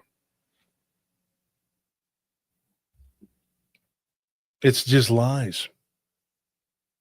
There's just lies, and then more lies, and then they pile on some more lies, and just for good measure, they give you some more lies. And people think this is actually like the news is this is real. Like and these people who will post this mainstream media bullcrap on their Facebook just constantly, dude. Constantly. I had to unfriend a couple people recently, and and one of them, I'm done with this person. I'm just so tired of them. One of those really smart people, But I remember we were eating dinner with this person, and all he does is repost mainstream media, anti-right, whatever. And I remember we were eating dinner with this guy at the Paracon, not the last one, and I don't care if he knows I'm talking about him. He'll probably know. But the one before. And Anthony was talking about tell him about the sigils, what we were talking about. So I had this idea, and I mean, it's just kind of a theory that. So if you look up the seals of Solomon, they use like a lot of these strange looking symbols, right? And there's a bunch of different ones. There's a bunch of different seals, and then they use different combinations of these symbols. But I noticed by looking at those that if you look at those and you compare them to like schematics or blueprints of modern day like microprocessors, circuit boards, it looks very similar. In fact, some of those symbols are like almost exactly the same. So I had this idea that what if those seals of Solomon were not necessarily like actual, like what if those were actually schematics for some kind of device that could be used to control or imprison demonic entities? Like what if that was kind of like that day's equivalent of some kind of like AI technology. I mean, just something, because if you look at what a microprocessor is or a circuit board, it's really just kind of a housing for electromagnetic energy. And I mean, what are we if not that? Well, like what is a spirit if not that? If not just pure energy? So I don't know, and maybe what we think we understand about alchemical symbols is not exactly complete. And, maybe we need to re-examine what we think those symbols mean, because it could be a schematic for an ancient technology. That's just an idea that I threw out there. And that particular person, they just poo-pooed it, and they were like, no, it's not, because blah blah blah. And I was just like, and I was being cool about it, but at the time I wanted to scream, because yes, it is. Just because you say it's not, because it's for the alchemical blah blah blah, it doesn't matter. It is what it is. That's exactly what it is. Take a look at it. And this is the person who I respect, and I thought they were smart, but you're not smart. You're not. You're probably somebody who, I mean, I would imagine your mom and your dad were very hands-on with you when you were growing up, and you didn't get to go to many sleepovers, and so you grew up in your own mind or something. That's the kind of person he seems like. And only he's going to know what I'm talking about. But the truth is the truth. You repost basically mainstream media garbage, and you think that that's some well-researched shit, and it's not. So if you're really smart, you wouldn't do that. You would find other ways to get to the truth. And I will say this. If you break down and go after RFK or Trump or any of these other people and their policies, you could find flaws with them. You could sit there, but you know what? You could find flaws with every single person who's doing anything in politics, whether it's on the city level or it's a state level or it's the federal level. But right now, we don't need more of that. What we need is to actually have people who are going to go in there and do something. And every time somebody tries, the brainless idiots come out like Like they're brains, because they're looking for brains because they don't have any. And they do exactly what the mainstream media says. And they come out and they're like, meh, meh, meh. And they're literally like zombies. You know, we were talking about Madame Blavatsky and her saying that not everybody had a soul. You know, we were talking about that the other day. It's true. You know, the NPC, the non-playable character, I was always saying that NBC. That's what these people are. They're non-playable characters. They're just there. And it makes you wonder. It's almost like the Schrodinger's cat. You know what I'm talking about? Like, are they really there? Are they real people? Or are these just automatons who are brought out by the Matrix to throw a stumbling block into you? Like Smiths, like agents of the Kali Yuga. These demons, which is what the Smiths were in the Matrix, that's what they are. They're there to stumble you, to throw you off, to mess up your journey. And too many times, we let them do it. We get angry, we get upset, we let them make us sad or depressed. And they are not real, dude. Or NPCs is another term, nano-programmed citizens. They got that nanobot technology. Paratroopers, guys, you need to pray. You need to pray that you're protected. We're all in this together, folks. You hear the audience, you guys who listen to the not all of the people who listen to the paratroopers, there's 5%. I would say 5% that aren't winners. They're not winners. They're not one of us. They're not part of us. They are here to spy, watch, and take back to their little hives and figure out a way to undermine and destroy and take away and sabotage. And then you have the 95% who really want to learn and are really trying to learn, and they're not critiquing every little thing because that's not helping anything. Every time you make these snarky little comments, you take away people from listening to this and hearing the truth about the world around us. Think about that before you make your little opinion, snarky little shit, worthless opinion about what you think. Before you say things like that, like, you know, like, and they have this little smarty ass. Yeah. And then you feel the need to post it in the comment section. So you'll throw people off. They'll go read the comments and they won't watch the show. And you feel good about yourself maybe for a little bit because your voice was heard. And how many people didn't learn or listen because of your smart ass comment? Because the show you didn't like the way it was that one time. Or maybe you don't like the way I do things. And I would strongly encourage you, if you don't like the way I do things, and if you don't like me, don't watch.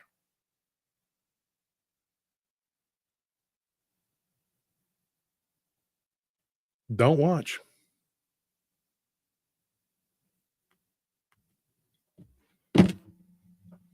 I'm going to say something right now, and it may offend a lot of people in this field or whatever. I don't need any of you. I'm not talking about the audience. My audience, I need you. I love you. I care about you. But everybody else in this field, I care about some of you, you know, whatever, but I could take it or leave it. I don't need guests and I don't need anything I can do this show with just the people and their encounters. Or them coming, they can come on and tell their encounters.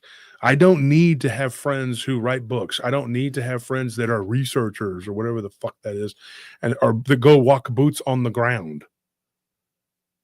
You can stick your boots up your ass. I don't care. I don't need you, and I don't need guests. You want to bet? I could finish out because I have the thing booked until May. How about the end of May? We never have another guest on. Do you think I need that? I don't need it. I don't need to be your friend, and I don't need to freaking collaborate with you. I could just turtle inward, do what I do me, and tell the whole community to go fuck off. I promise you, because I got the paratroopers, I got you guys, and we would all sit here and we would come up with the answers to these things. We would come up with real solutions. Now, we would do ourselves a little bit of a disservice, just a little, of maybe people bringing a fresh perspective and saying, hey, what about this? Have we talked about this? Let's bring this in. That's what they do. But if you're going to sit up there and every time I make a post on Facebook or Nelly or Anthony or somebody makes a post in one of our groups or on Facebook and you run over there like a little bitch and you say something challenging it with your mainstream media polluted brain, do yourself a favor and stop wearing your wife's dresses. How about that? Because you're basically just going along with what your wife believes. And there's a lot of you doing that. And you call yourself men and you walk around and you talk and you act like men, but you're not a man. You may have the parts of a man. And believe me, there are men and there are women. There's not, well, you're just so cool. The other day, they had something on, I can't remember what it was on Facebook, but I can't remember what publication it had. They found, get this, Anthony, they found the world's oldest non-binary person. Oh yeah, the Viking. Yeah. Yeah. Only because they found fine garments and something else in there. What? This person must have been both sexes and they were highly respected. I'm sorry, but if you were both sexes and you were in a Viking village, you would be the circus freak of the whole area. Should get a blood eagle. Yeah, you'd probably get blood eagled.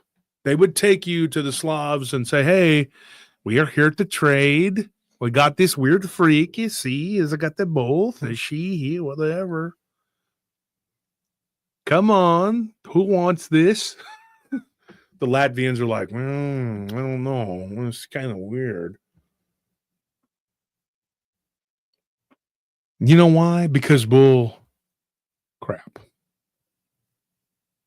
You're full of crap. Don't get it in your idea in your head that I need you. Don't ever do that. Don't ever do that, because I am one of those people. Close the door, I don't care, and I walk away, and I will be perfectly fine. I'm not going to close a door that needs to be open. I'm not one of those people who does that. I don't go and say, oh, I'm going to mess up, and then you burn the bridge or whatever. I know who I need and who I don't. And there's really not anybody in this community that I need. I want to be friends with people. I want to be cool. But when people start thinking that I need them or that we need to be friends, I don't. You're not making my house pay. You're not paying. You're not doing shit for me. And you coming on my show, and I'm not referring to Monty, he's a great guy, a great guest, by the way, just so you know, I'm not referring to him. But you coming on my show is doing you a favor, bitch, not the other way around. Believe that. They act like, oh, yeah, well, I would come on your show, but I had somebody else. I'm going to go. I don't give a shit what you got going on. You're not doing me a favor. It's doing you a favor. You can continue to operate in obscurity where you belong. Now, moving on. If you are a Patreon, check it out, folks. Look at this. This is really cool. Thank you for that donation, Shadow. True paratroopers coming through. Check it out. Look at that. And this is yours. If you are a Patreon member, there's 50 of them. So it's, I would like to say it's just first come, first serve. But if you are the $30, $40, or $50 tier, you get first crack and then it goes down. And if we have enough left, I think we will, right? Mm-hmm. For the $20 tier, and it'll go down to the 10. And then if you're 10, you may not, because we only have 52 of these or something. Yeah. So 52 people from the Patreon will get these, and you get both logos on there, folks.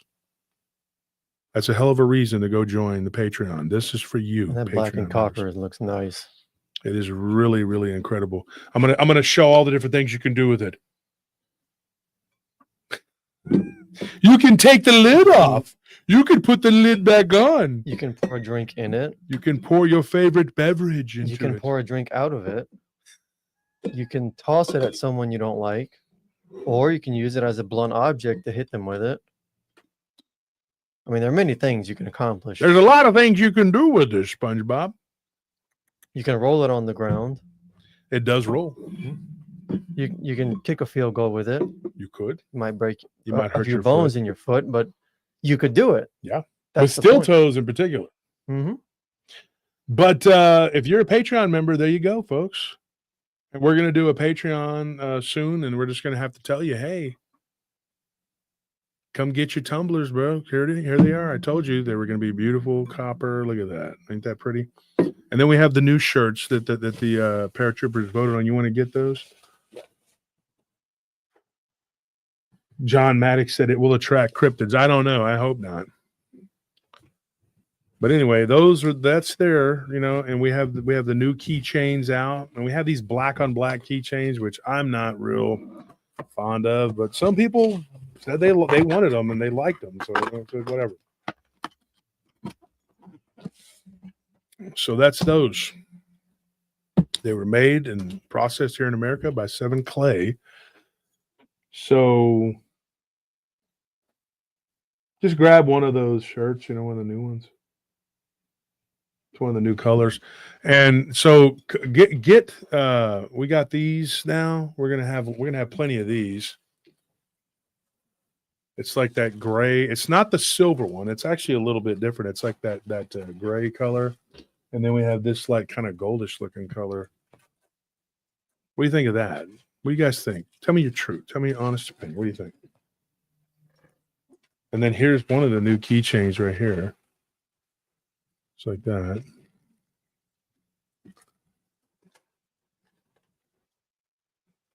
And then we have some others. But yeah. You don't got to open them all. There's six different kinds? Well, Six showing the different red kinds. ones These are the new red ones. Everybody wanted red. So here's the red leather with the red and black. So thank you, Susie Jago, for that donation. We really appreciate it. And I'm not trying to be mean or talk it down to anybody in this community, but just remember, I mean, like when I'm doing you a solid, don't piss down my back and tell me it's raining, because I don't need you. You're not, people get that in their heads that they're doing you a favor by being on your show. You're the one getting the exposure. And when I go on other people's shows, the paratroopers come. And somebody the other day, you're arrogant. No, I'm confident. There's a difference. Who do you think you are? I'm the guy that does his show correctly. You must be the other guy.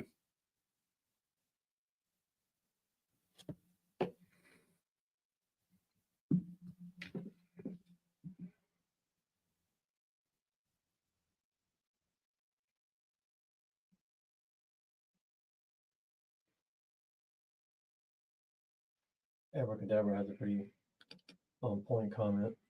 You want to read it? Yeah. He says, I had to apologize to Josh because I thought it was all drama. And then I realized from watching his channel that he's straight up telling the truth.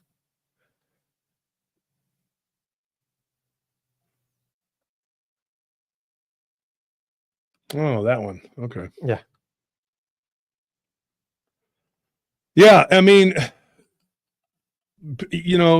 people, they try to tear you apart. They try to mess with you. They try to, do all kinds of crap. And then they get gangsta slapped. And then they're just like, justice. Shut up.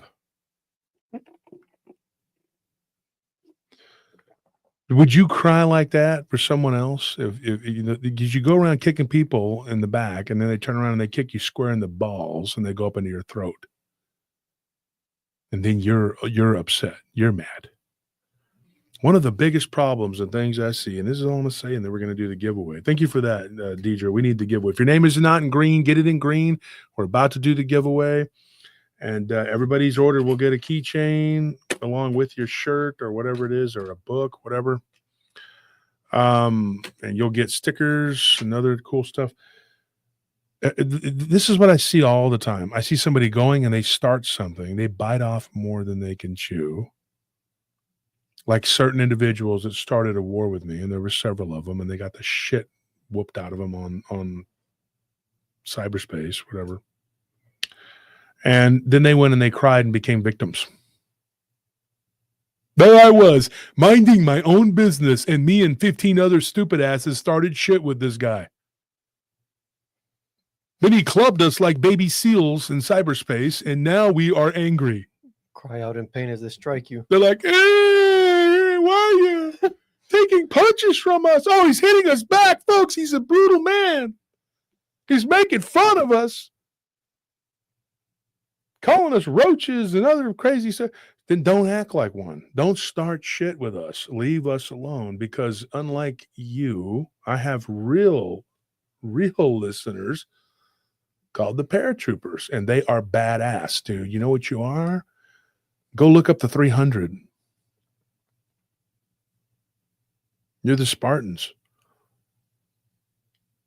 The real Spartans, not the ones at the mainstream media. You know, they were all gay and they liked little boys and stuff. Yeah, that's the work of one person, and y'all clinged on to that because you're a bunch of sickos on that side. It was perfectly normal back then. No, it wasn't. It wasn't normal then. It's not normal now. Stop trying to normalize pedophilia. Or transgender, or transhuman, or transams, or whatever the F you're trying to normalize.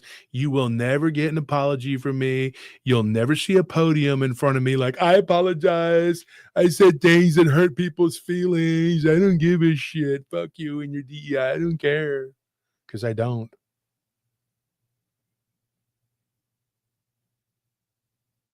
I don't. We're the Macedonians.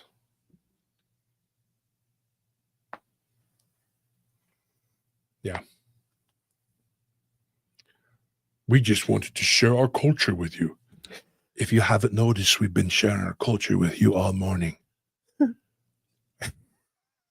He's like talking about the Spartan women, you know. He's like, oh, clearly you don't know Spartan women. And what I've seen, we should have brought them up here to fight.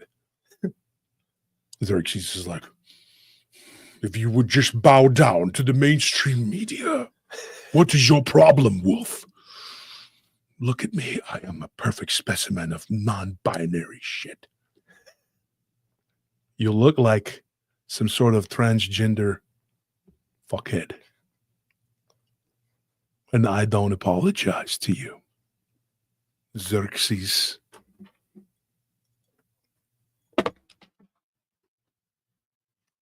No apology, Xerxesberg. Not gonna happen. See, the problem with you and your army is you don't know which restroom to use. See, here at PRT, we know that a man has a peepee and a woman has a vagina.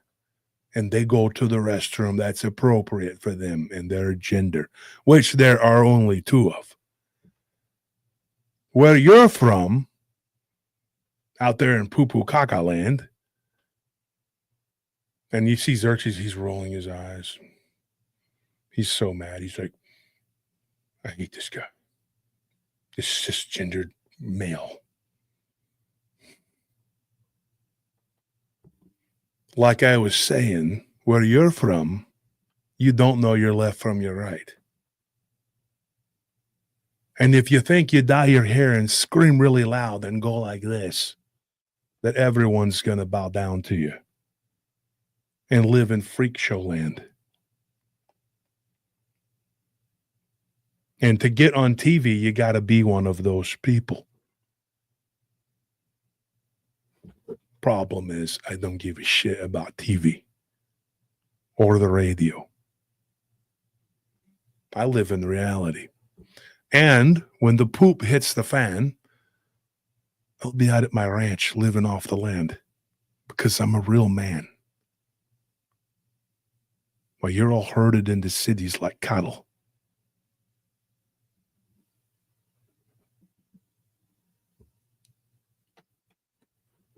Because you don't know how to hunt. You don't know how to fish. You don't know how to clean your arse.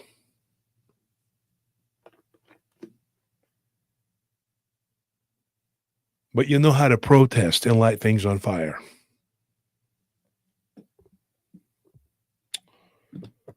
So that being said, unapologetic. I will be unapologetic until the day I die. I don't care. You will never see me in front of a podium. Oh, guys, you know, in order to get to the next level of this shit, I have to lick ass. I'm not going to do it. I'm not going to do it. I don't know what shit tastes like. I'm never going to taste it. I'm never going to eat it. I'll be dead. And remember in that same movie when he says, you know, I'm going to go talk to him. I'm going to meet him. And they're like, well, what if they assassinate you? And he's like, pray that they're that stupid. Because if they do, what that does is make you a martyr. And then people can look at that and rally around that and rally behind that. Because that actually won them that war. You know that? Mm-hmm. When those guys laid down their lives, and it wasn't just them. When they died, the rest of Greece woke up. They were like, whoa, these guys sacrificed themselves for us so that we could not be under the Persian boot heel. Let's go out and win this war. And so that reverberates throughout history, and you see that over and over again. You look at the Alamo, look at Goliad. Those guys at San Jacinto, they were screaming that, remember the Alamo. Those men did not die in vain. Now, it's been fictionalized because we don't really know. But there was one guy that left. He was a messenger, and he took off to San Jacinto. You might read about him. And according to him, William B. Travis, the night before they were besieged and the Mexicans took them over and killed them all, he said, if you want to leave, leave. I get it. Because tomorrow we die. There's a tune that they played. It's a Spanish death, you know, and they use these horns and whatever, and they were playing it all night long, letting the Texans know that there was no quarter is going to be, you're not going to be allowed. Nothing. No surrender. It's a Spanish death song. It basically is saying that they inherited it from the Spaniards. They played it whenever there was going to be we're not going to take prisoners, dude. No one's going to be allowed to surrender, and we're not going to surrender to you. So you win, we all die. We win, you all die. That's what it is, you know. No forgiveness, nothing asked. We're not going to ask. Yeah, it's called slit throat. That's basically it. They're going to kill you. So Travis says, hey, and I went to a school that was named after him. He says, we're all going to die tomorrow, but if you want to leave, go ahead and leave. We forgive you. We know. So if you have families, we're not going to hold your feet to the fire. He's like, but what's going to happen tomorrow is that we're all going to die. And we're going to kill a whole lot of them. And they did. Like 1,600 by some estimates. It was as many as 1,600. And all it was 167, wasn't it? Texans? Yeah, I think so. Died. And there's different numbers. I mean, the different people have said that this number, that number, but it was a lot. They killed a lot more than they were killed. Because Santa Anna didn't care about his people. He just threw them into the slaughter. He didn't care. He was just overrunning them. Same thing happened at Thermopylae. Same thing happened at, what is it? Is it Shingen? What is the castle where Nobunaga died? Oh. He killed a bunch of them bastards. And then he told his men, he goes, you ladies get out of here. I got some dying to do. That's what they said he said. Now, all could just be fiction, but we know the numbers are real, but it could just be fiction. Maybe these people didn't say all these amazing things and they just died. But the bottom line is those were real men, and they never got on their knees. They never crawled and prostrated themselves. They didn't go to diddy butt parties, and they didn't beg and waller, and they didn't check their morals at the door for anyone. It was Honoji Temple. Honoji Temple, okay. And it was a temple that they turned into a fortified temple. A fortified temple. They called it a castle, but it was, yeah. And Nobunaga was betrayed, And he was like, look, dude, he told 2 of these guys that got out, they were couriers. He just said, go and tell them what has happened here and get revenge for me. Now I got to go die. It's a scary feeling. It's a very weird, cold feeling to think I'm going to die. I've been there. There was a time when I actually thought, well, I made my peace. I'm like, I guess we're going to die. This is it. It didn't happen. Thank God. Thank God. But you know, the willingness to do it, the willingness to do what needs to be done and be a man when it comes time. You are not going to get me to deny Christ, deny God, or turn myself, turn on my friends and family. No, dude. No way. Because the things that I've done and said in my life are more important to me, and then the principles and values that I've stood on for the last 20 years. And I'm going to say before that, I was pretty wild. But the last 20 some odd years, I've tried to do the right thing. And I'm going to tell you this, man, my legacy will not be marred by cowardice, avarice, envy, pride, all this other crap that these people are pushing on you. You're supposed to have all this shit. Get rid of it. Because if we could get rid of the ego too, I don't give a crap. People said, you look like a clown making a joke. I don't give a shit what I look like. I don't give a crap. I don't. I really don't. And most people that come to the show, they don't give a crap either. They take pictures of, oh, look at him, he's fat. Yeah, with the last conference I was stressed the hell out. I was overweight. Who gives a shit? You want to see a picture of me now? My wife took one of me yesterday. Here it is. It's not the best picture in the world, but she took a picture of me. And I was like, why? Why did you not let me pose? I'm just joking because I don't give a shit about posing. But here it is. I'll find it for you. It looks funny. There it is, right there. There's me. Do I look morbidly obese to you? I don't, because I'm not. I'm not morbidly obese. I was just walking like like a goofball. But whatever.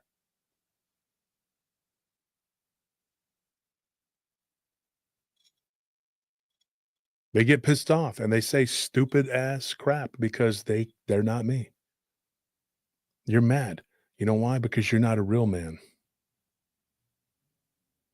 So if you want to be someone who's worthy of respect and you want that and you want to be that person, then you know what you need to do? Start acting like it. Stop quoting and posting stupid ass crap from the side that doesn't even know whether they have a pee-pee or not. And another thing too, if you have one, you cannot give birth to anything other than toilet well. Okay? And another thing, you're not going to have a period unless you mutilate yourself. And even then, it's not PMS. So shut up. And if you go and you win anything in women's sports, you're just a dude who cheated. All right? So shut up. Stop with this crap. This is nonsense. And all this DEI shit, man, get the F out of here, dude. And don't come at me talking about I'm racist. Shut the F up, dude. If you knew anything about me, you know that's complete bullshit. When was the last time you lived with 3 black people? We used to joke about it, be like, we should do the real world. And my black friends were like, you'd be the worst one. The worst one on there. It's the truth.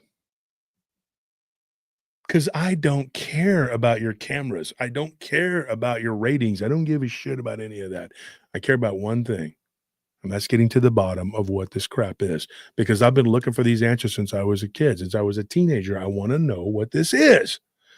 Where are we? Are we in the real reality? Are we somewhere else? Where are we? What is our place in this cosmos?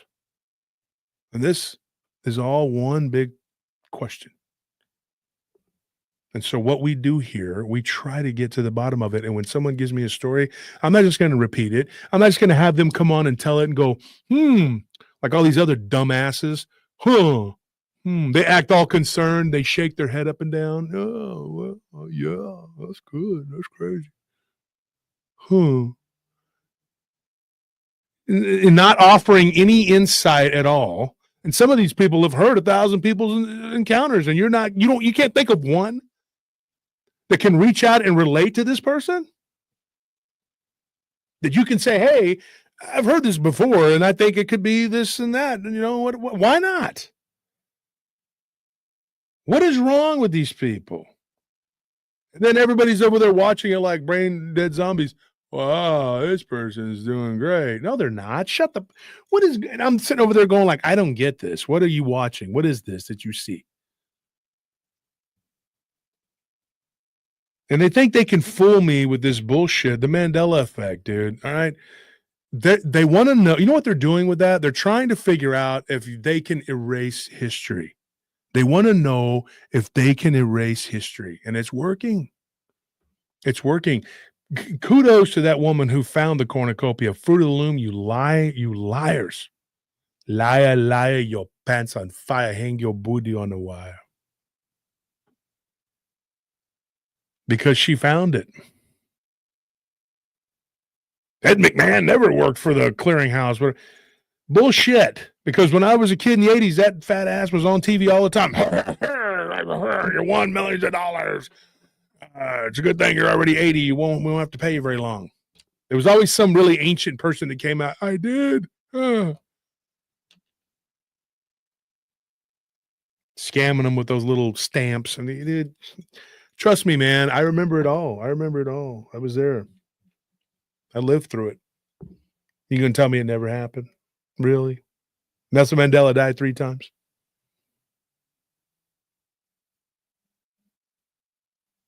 Yep. Mierda de toro. Bullshit. I don't believe you. And I'm the one that's got the balls to say, I don't believe you. You're lying. And there are 4 popes. And now they're admitting it. Now they're like, yes, there was. There's a red pope and a black pope. Yeah. There's a gray pope too. I told you. And now they're openly admitting it. Now they're just like, well, no, people know now. Let's just go ahead and say that part. And if they're admitting to that much, then there's a whole lot more, folks. Trust me. Antarctica, the whole thing, all of this is bullshit. There is an inner earth. It really exists. And these people are lying about everything. If they're going on the news and says it's bullshit. And that woman in China, she's like, I don't understand why people watch the news and it's not real. Because the people in China know that that's all fucking state-sponsored bullshit.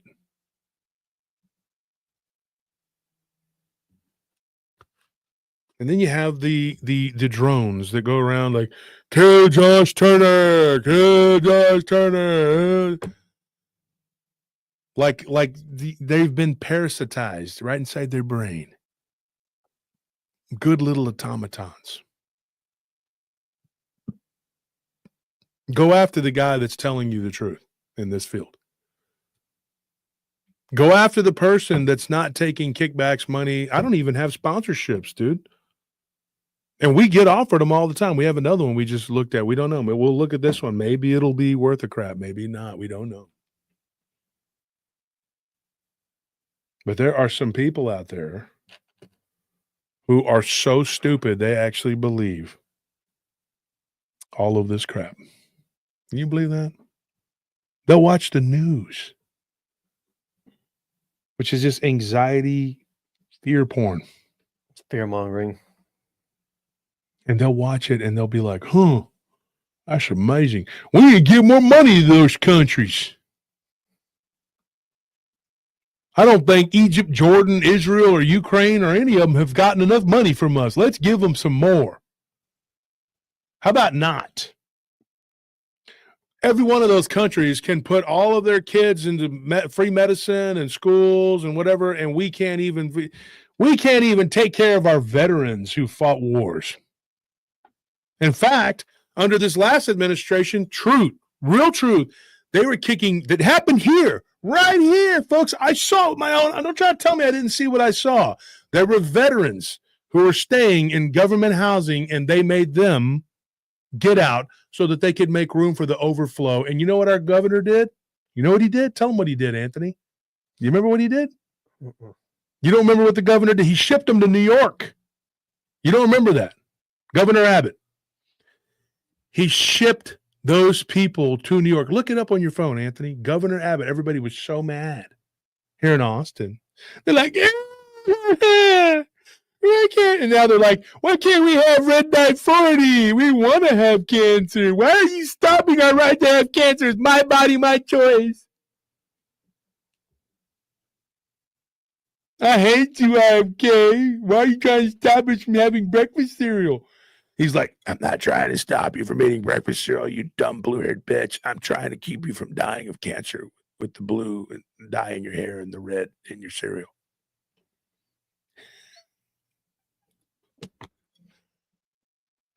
I'm sorry. I'm going hard in the paint. Newsflash. You like the news so much, right? Here's one. I'm not sorry. I don't give a shit. I don't give a F if you hate me. We're going to put a curse on you. You already did. Did it backfire? Yeah, I'm bald. Exactly.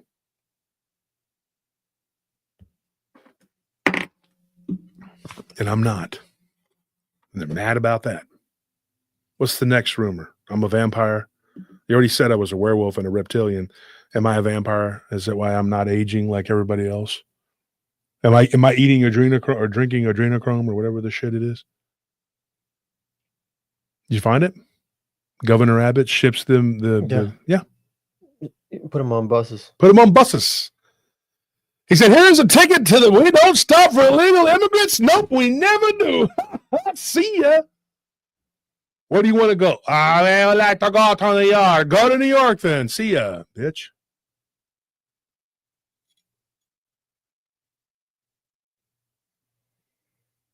And maybe you can hang out up there and y'all can all figure out, what gender you are. And then somebody told me, oh, you're going to lose half your audience. Really? Because no, I'm not. I bet they believe that at least half, if not over half, actually voted for, I can't remember her name, Chameleon, whatever. Caramelized onions. Caramelized onions.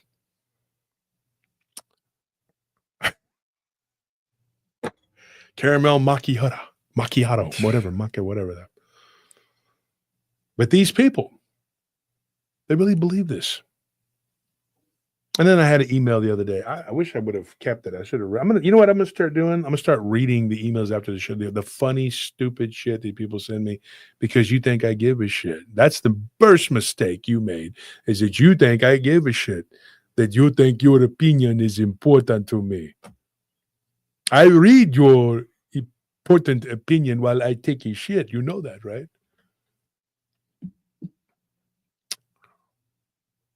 I'm like, I don't give a fuck about this guy. He's like, you better get your politics out of your show because I don't give a shit because I don't care. All 12 of those people who are on that side that watch my show, they're all gone now. They don't watch me anymore. They have let me know that they have left. All 12 of them. And they were like, are you going to stop talking about this? And I'm like, no. Okay, goodbye. That was it. And I've been butthurt and completely earth shattered, tore up ever since. Look at my face, folks. Look at my face. Look how sad I am. Look at me. Look how sad I am.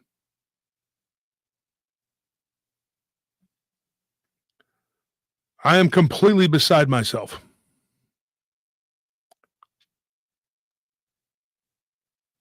This is the face of someone who cares a lot.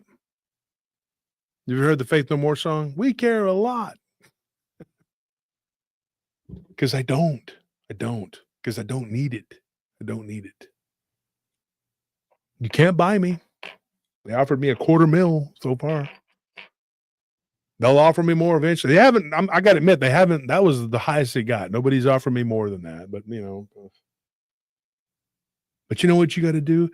Just let us pay you this little paltry amount of shit, because eventually it's not going to be really, that's not a lot of money in the big scheme of things. And then you can be our employee and do what we say. But then if you do something we don't like, then we get to fire you. And then for 5 years, you have a non-compete clause. You know what that means, folks? Let me explain to you what that means. It means that they're going to try and snooker me into not saying the truth. They're going to pay me for this, right? And then they're going to fire me because I'm going to say some shit that they don't like because I'm not a sellout. And then when I get fired, guess what happens? I can't do anything for 5 years, and then I'll disappear, lose my audience, and I'm gone. And if I try to do something, they'll sue the living shit out of me. And you know what I did? This is funny. They're like, "Hey, Mr. Turner." It's got to be more dramatic than that. Let me get right there with these. My freaking deal out here. Oh, my glasses. Oh my gosh, I just had them. I had my glasses. Gone. Well, yeah, but these, they were just right here. Here they are. Right here. It's got to be somebody that looks like this. Mr. Turner, have you thought about what we talked about? And I was like,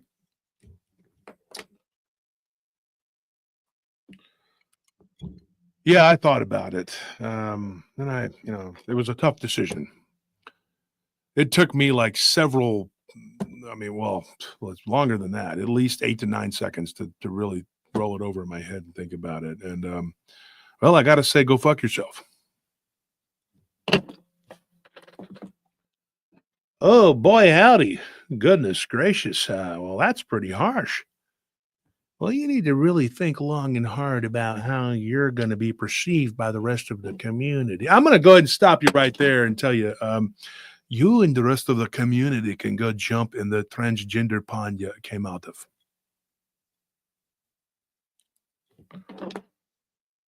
Well, golly gee, I'm not used to being talked to like this. And this is a big opportunity for a hillbilly like you.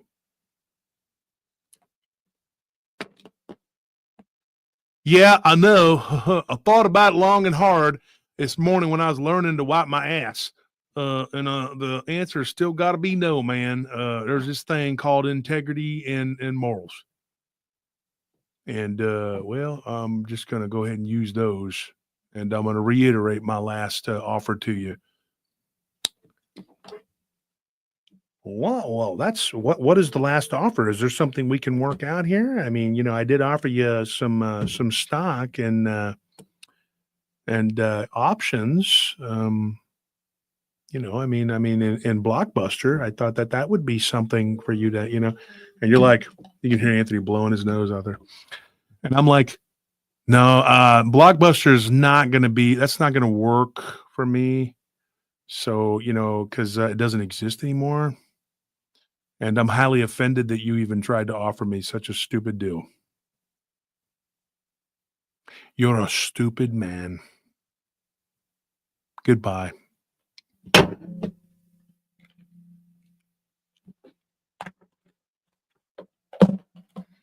Golly gee willikers. I mean, we offered him, peanuts, to stop.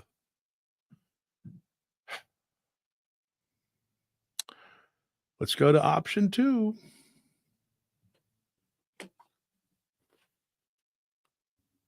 What is option 2, folks? We're waiting. Is it cancel, assassination? What is it? Am I important enough to be assassinated? I know they've been threatening me. Maybe I'm not there yet.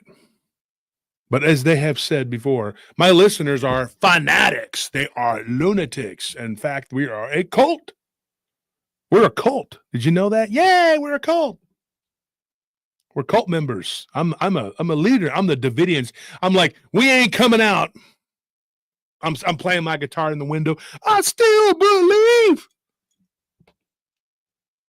Coming up with all kinds of weird ass rules and shit. Only women can breed. Only the women, y'all's women can breed with me. You can't breed with y'all. Just me. I'm gonna have 100 kids. Crazy, silly shit like that.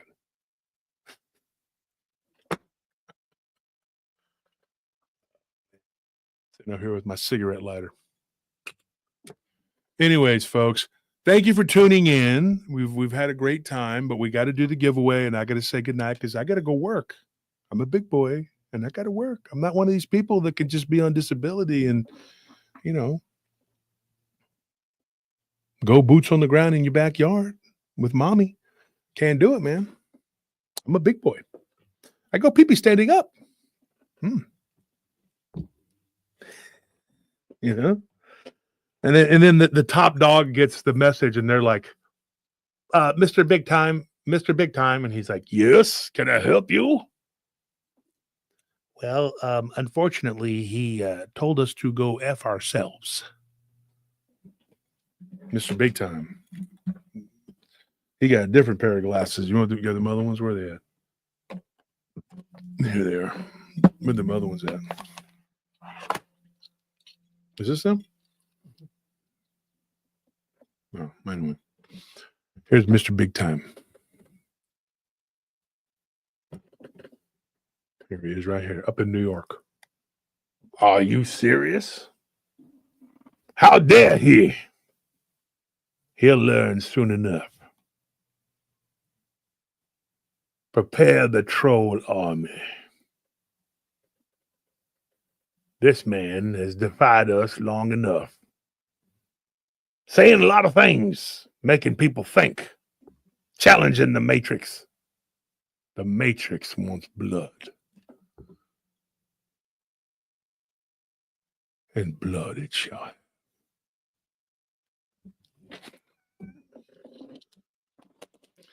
That's Mr. Big Time. Mr. Big Time executive guy. I got an email from them the other day, and it was quite snarky. Oh yeah, wait. Here would be Mr. Big Time's glasses. This is how I would imagine Mr. Big Time with these kind of glasses he'd wear right here. Right? I don't know why. I just think this looks more like the Mr. Big Time glasses, right? Than the mustache.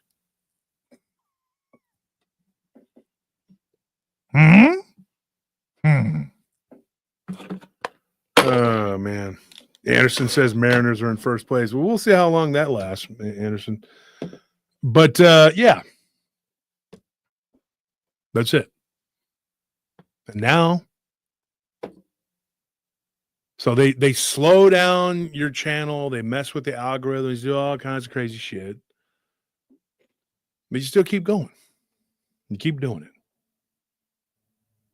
Because, and I'm convinced of this, one of our listeners, pick anybody on the chat, one of our listeners is worth like 100 of theirs.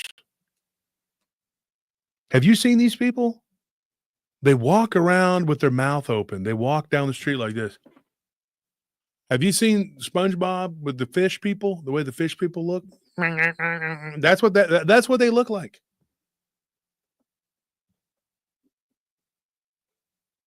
One of our people is worth 1,000 of their people. One of the paratroopers, it's like the Patreon, the rabid supporters, one of them is worth like 10,000 of their people. Because it's quality over quantity. Because when we all get together and you send me these amazing emails, when you send me these things on Messenger, on Facebook, dude, I'm telling you, man, they can't match this. They can't touch this.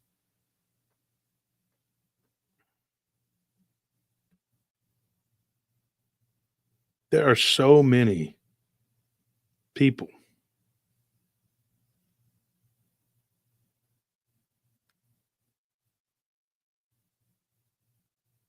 the sending emails, helping out with the show. Just here right on top here, here's one. Demonic werewolf.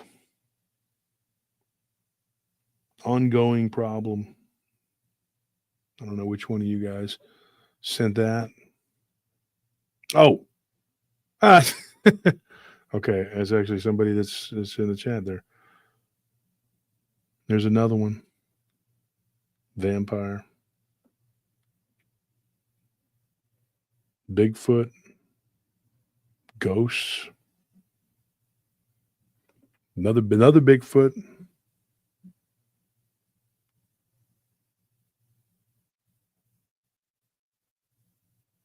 Hauntings. Just goes on and on and on.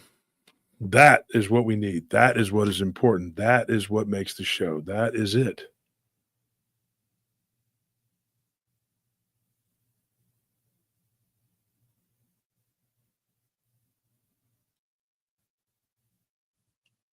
You understand, Mr. Big Time?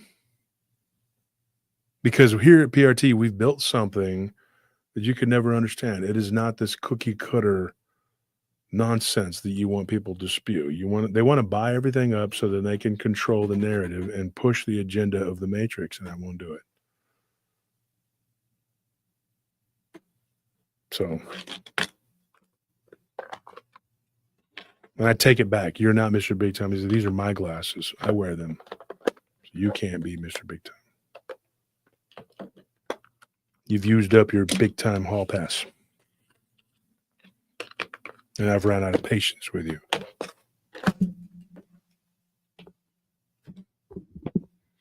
So that's it. DJ Ramsey says, please hit me up. Okay. I will, if you're talking to me. Any stories of incubus demons off the top of my head? Yeah. Yeah.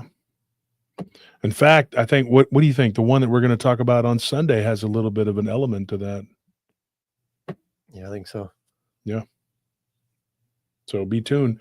Be tuned in on Sunday. Stay tuned, folks. Tune in, folks. You never know. Right? You never know what's going to happen. And DJ says, I have one. Hit me up. Let me know. I can retell it, or you can come on and tell it if you insist. Under Fire says, we still need to chat. Yeah, we need to chat. We need to talk, man, because that's what we do. And of course, don't forget, guys, Monday, just come on and tell your story on Monday if you want to, because people just line up in the queue and they tell their stories on Monday. And I just sit here and I listen and I give you some examples and I exchange stories and we do all this stuff. Honest question. Rhinosaurus says, I would love Wolf's opinion on Shakira flabbergasted. I can promise laughs. Well, I'm not real big on what's going on with Shakira.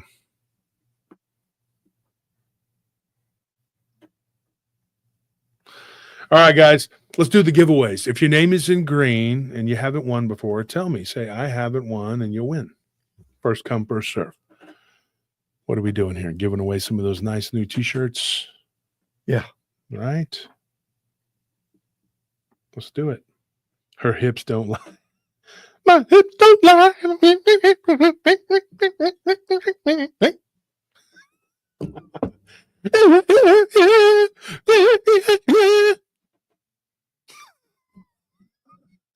Anthony looking at me like I'm crazy. Thank you for that donation. He said, I'm with you, brother. Enough of their bullshit. Exactly. We're not here for their bullshit, man. We're here to make fun of it and hear people's encounters.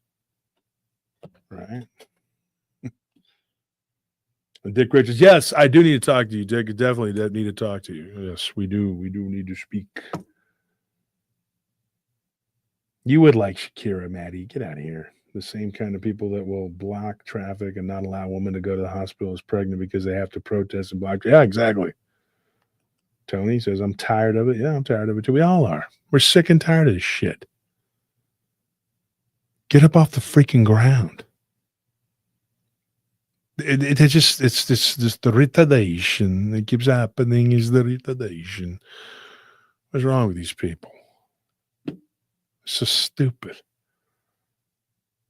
Anyways, somebody says here, I haven't won. Alan Jr. says, I haven't won. Well, you know what, Alan? You just did. You're the winner. You win tonight. 8 figures. I haven't won. Benjamin, you haven't gotten your package yet? Did we send Benjamin's package out? I bet we did.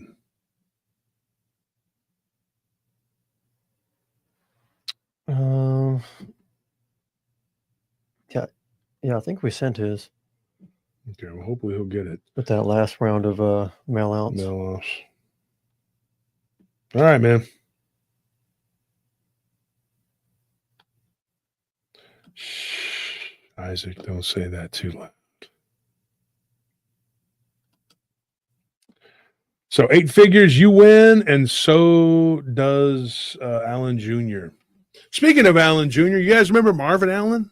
Mhm. I'm going to be either recording with Marvin soon, or I'm going to have him come on the show. I just spoke to him the other day. He's actually doing okay now, and me and Marvin are friends. We have been for a long time.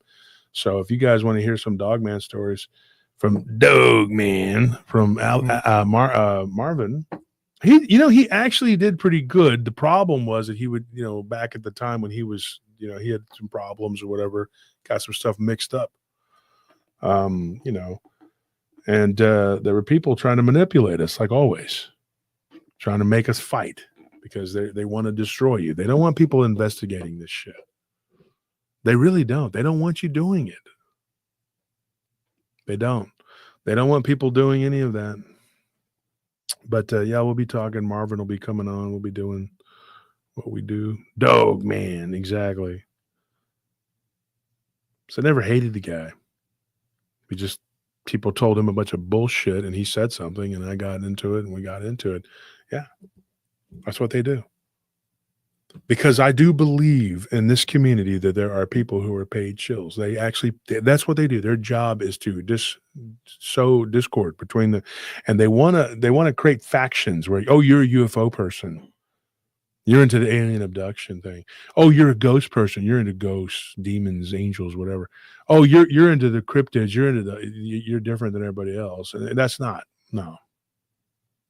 Nope. It's all connected, brother. It's all connected, man. Tennessee Ridge Runner, you haven't won? You haven't won yet, Tennessee? If you haven't won, then send us your information.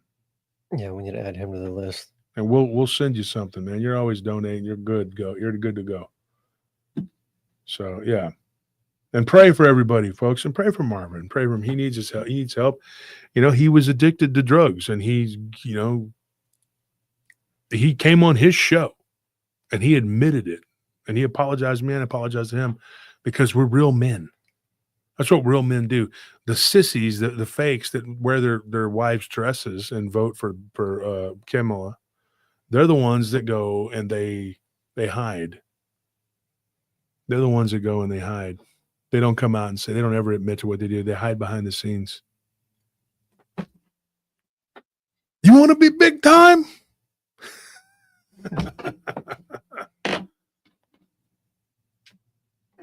You know that Carlito's way. I'm not going to say it on here, but Yeah. You're going to effing bleep big time.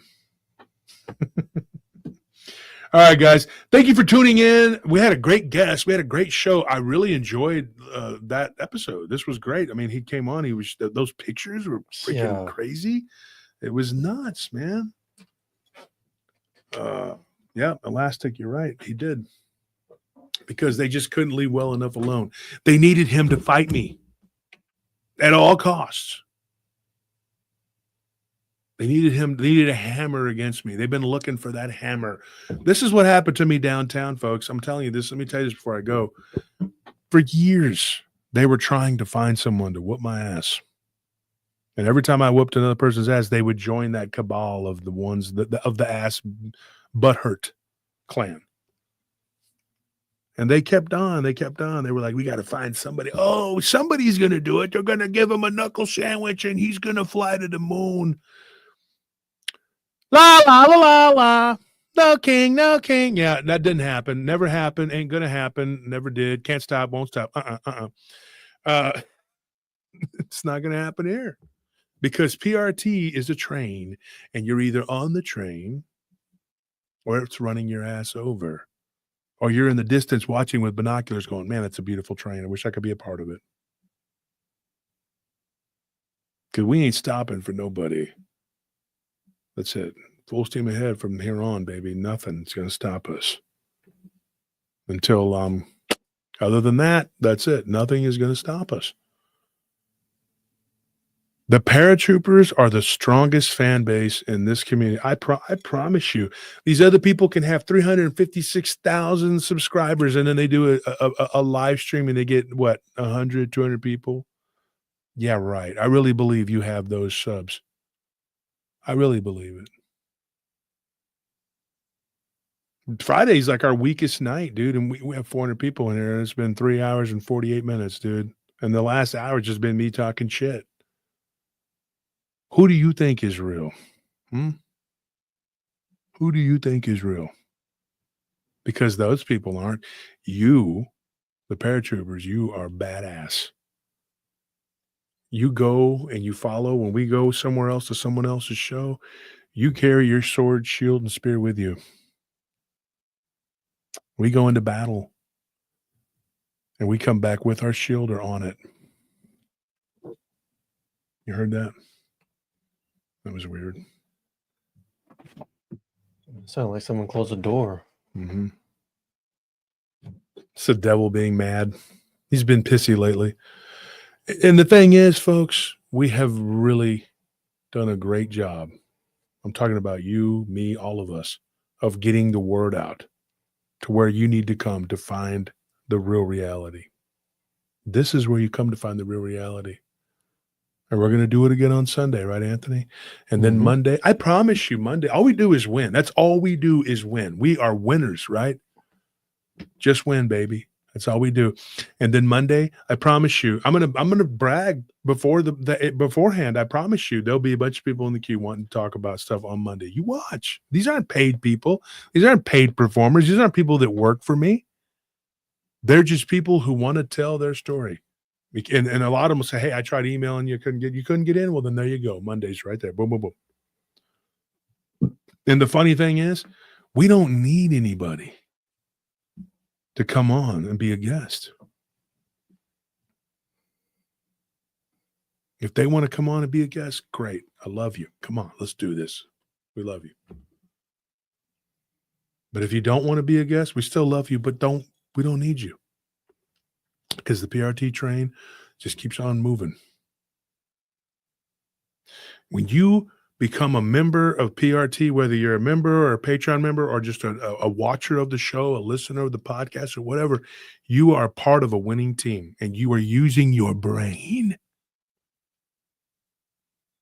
Tens of thousands of people, strong people with strong hearts, souls, and a brain.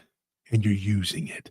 And that's the worst. They hate that. They're like, all these years of indoctrination through the failed public school system, and you're still here trying to learn because you're not an NPC. We don't have NPCs here.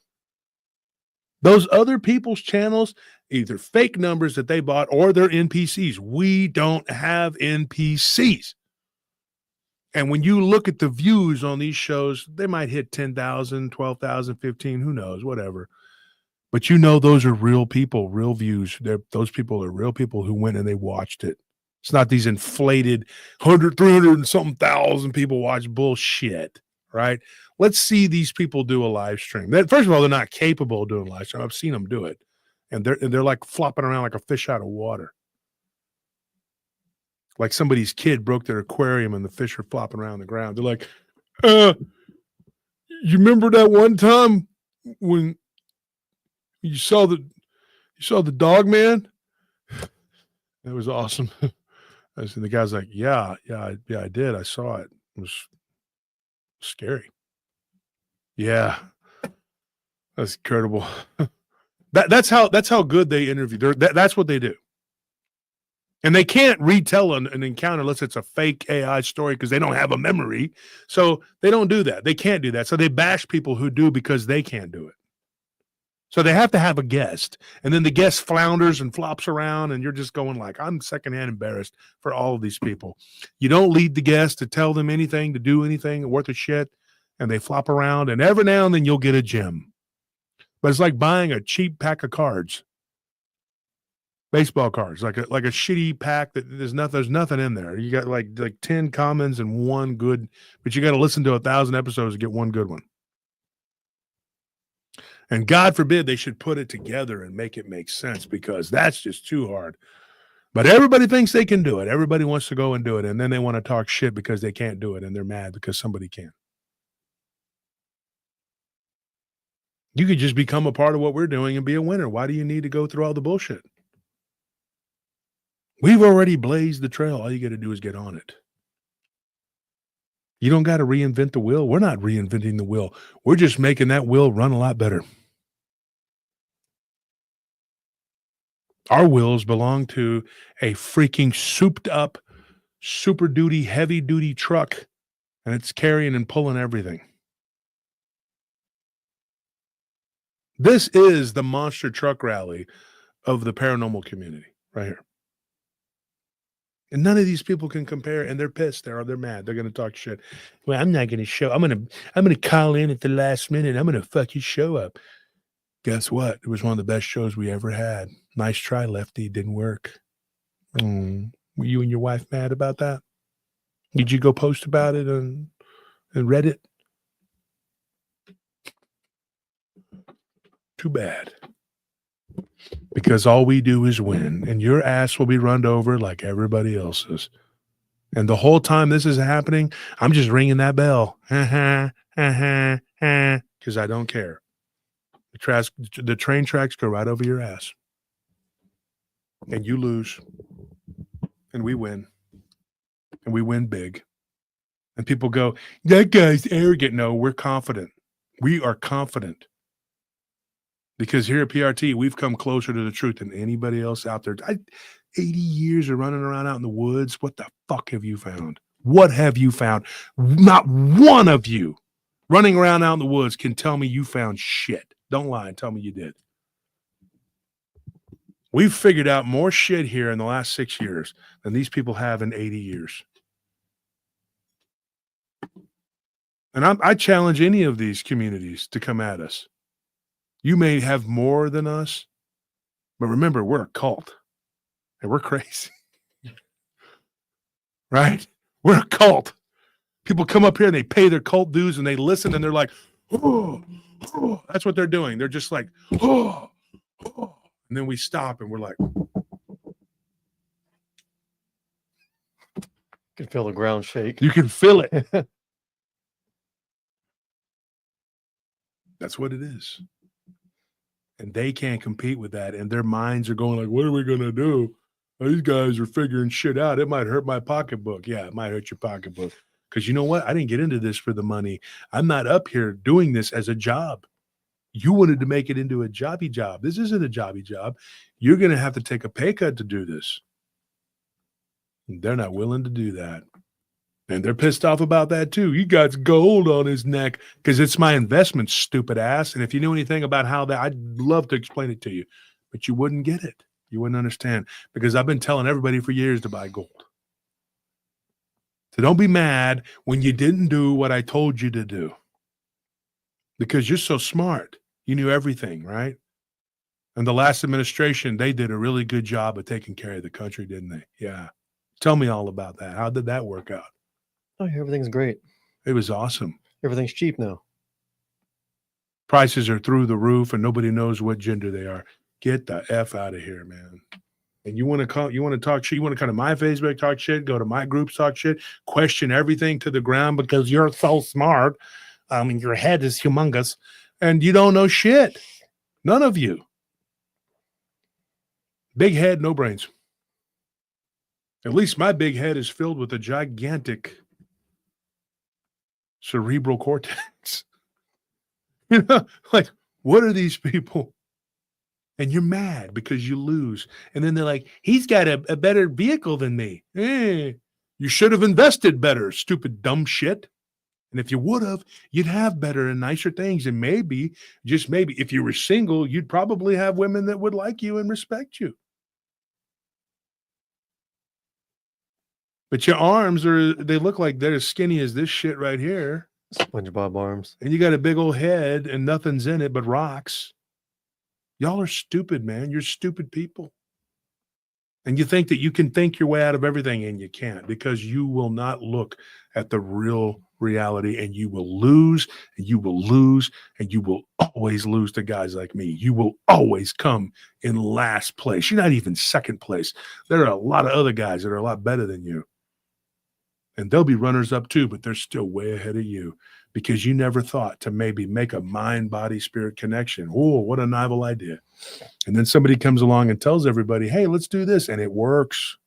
It works. And now you're pissed and you want to grumble and talk shit because you sat on your lazy, skinny ass or fat ass or whatever it is. You're out of shape, no muscle having body ass. And now you're pissed off. Folks, they stacked the deck against us. They rigged the game against us and we still won. And we're still winning, and we're still going to keep winning. We're going to win over and over again. And cry, baby, cry, because you can do it. And you won't cry for anyone else. You don't hurt like I do and cry for real things. I do.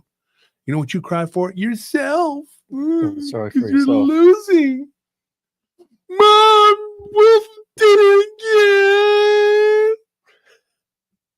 Well, you are 52 years old. Come on, little baby. I've been boo-poo papa baby mama your whole life. Let me poo-poo papa rub your booty. Let grandma come over there and play with your balls a little bit and make you feel a little better about yourself, you little piece of shit. Let Grammy make you some breast milk ice cream like you always enjoy. I love it when you make me breast milk ice cream, mommy, grandma. Same thing. Fetch me the ice cream Ridiculous. salt. You're ridiculous. You are adults. Act like freaking adults. Pick your pants up, dude. I know a million women that are stronger than you, that go to the gym and can lift more than you. I watch those women and I'm thinking, look at these women over here. I told Anthony the other day, look at them. They're over there squatting more than you weigh. And you want to tell me things? Don't tell me about things. I'm smart. I know things. Because no, you don't. And don't get mugged by a woman down the street, an old lady. Don't get mugged. You see this old lady like punching her hand. You better give me your money, you skinny bitch. But I know a lot of things. The periodic table of the fuck shit. What did I say about the nerd talk, bitch? And she starts punching him in the face. I know how to blow your damn head off. And she beats their ass. You don't got any knowledge, you little punk bitch. I've been watching Josh Turner at PRT, and I'll fuck you up. I'm fixing to learn you something with a 38 special. And she don't even waste a bullet. She just pistol whips them and takes their HEB groceries. Where are you buying all these phallic zucchini and squash? And what is all this, you sick pervert? Cucumbers? Eggplants? You weirdo? You don't eat meat, you piece of shit. Laying on the ground crying. Josh Turner incited these grandmas to commit violence against my person. They call the police. And then the cop is like, yes, can I help you, ma'am? Well, I really go by ma'am. I'd rather be just called person, they, them, person. Josh Turner committed violence by extension. They're like, he did? What did he do? He incited people to not like me. The cop's like, I don't like you either. Goodbye. I don't take calls from punk bitches. Nope, I never do. Goodbye. And that's it. If we want to call something this segment, call it PRT After Hours. This is adult time here, folks. So all you other shitty podcasts, YouTube, whatever the fuck you are, go to sleep. Don't watch this because you might learn something. And you don't want to learn something. You're absolutely against that because you know everything. You're so fucking smart. You're so super smart. I bet they all know about Star Trek. The Carillion spaceship of the Ramatron, Ramading Dong, blah, blah, blah, as the... Who cares? Get the freaking... I'll slap you so hard.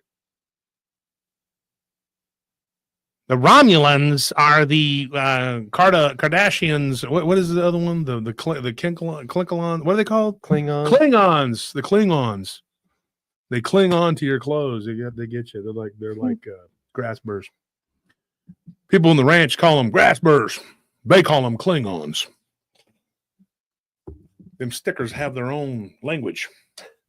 And stupid ass nerds learn this shit. And they think, oh, I'm smarter than him. He's just big. No, you're not. I played Dungeons and Dragons with the nerds in school, but I also played sports. Well, there's nothing smart about being weak. So And they're always like, I don't like sports. Of course you don't, because you sucked at it. You don't like learning anything about life either, do you? Because you figured it all out. You're so smart that you voted for Kamala. You're so smart that that's what you did.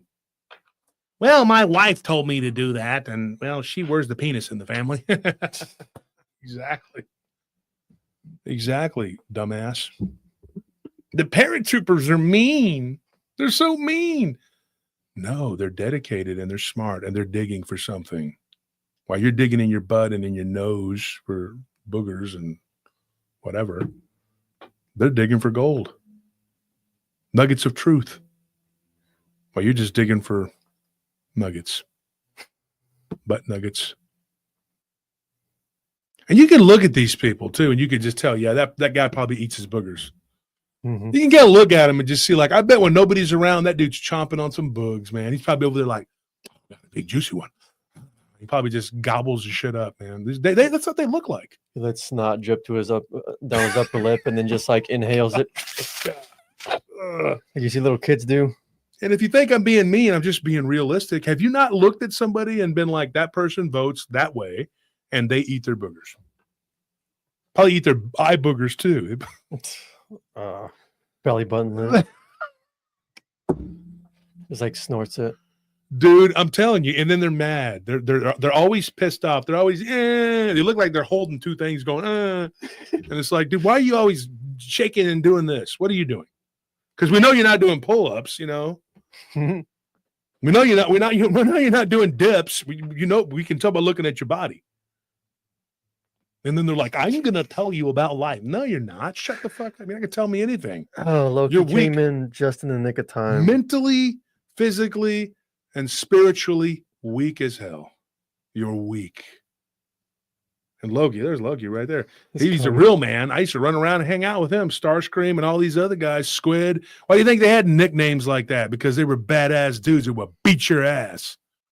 Beat your ass in front of your mom, and then your mom would be like, I'm turned on, and leave with them. After you get beat up, they'd be like, well, what about your son back there?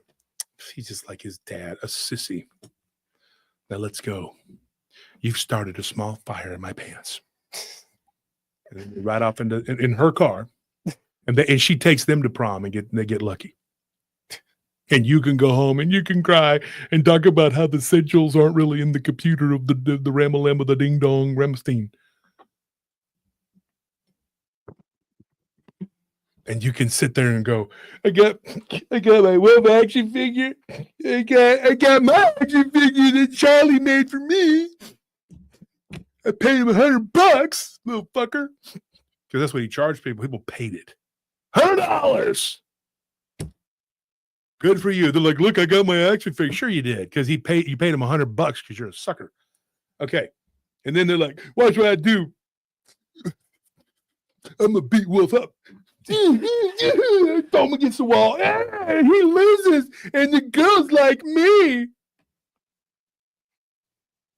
And then you have 20 people that come and look at you and go, God, this guy's an idiot. But I strangely can't look away. It's like a train wreck.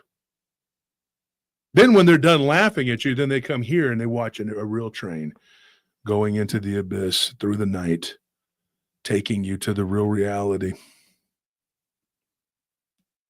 Plunging down into the depths of the most darkest secrets.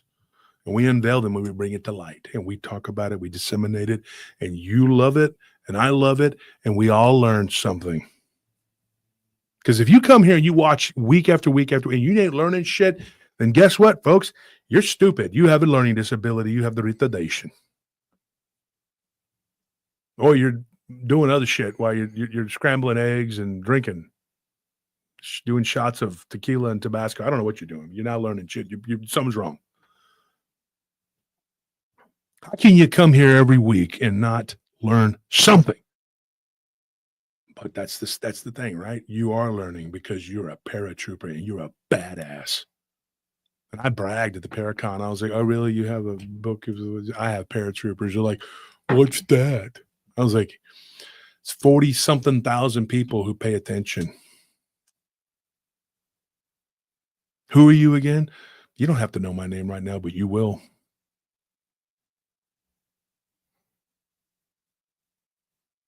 I'm not scared. You will be. You will be. Can't even say it with a straight face. Everybody's going to know eventually. And then they're going to take credit for it. You know how many of these other little fuckers have taken credit for words that I said? Mr. Dogman Encounters himself. This isn't entertainment, people. I've never even told you this. I said that. I told him that. And he went on his show and told everybody that he said it. The Swamp Donkey, same shit. The Vulture of Nightmare, all them fuckers, every one of them took things that I said and claimed it as their own. Mr. Goofy Little Pork Pie Hat that writes the fiction. D.A. Slobbert, all of you, you're all fucking frauds. You're all liars. And all you did was steal things that I said and go and claim it on your shows and say that you said it and you did it. And the Huntress and all the other fuckers, all of you, you're all liars. Every one of you. I don't give a shit. I'm telling you the truth. I said those things, and then you took the conversation. You didn't even give me credit for it.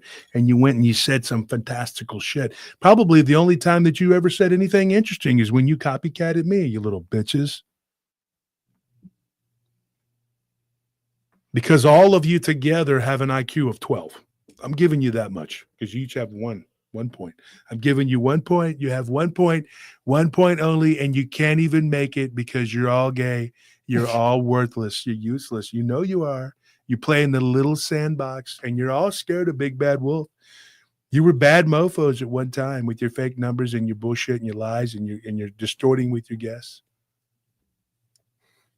And then the Big Bad Wolf came and he all bitch slapped the shit out of you so hard your ancestors woke up in agony. Yeah, that's what happened. And you cried and you bitched and you lied. And then the paratroopers came, thrusting those spears. And all your little people fell away because they were all fake.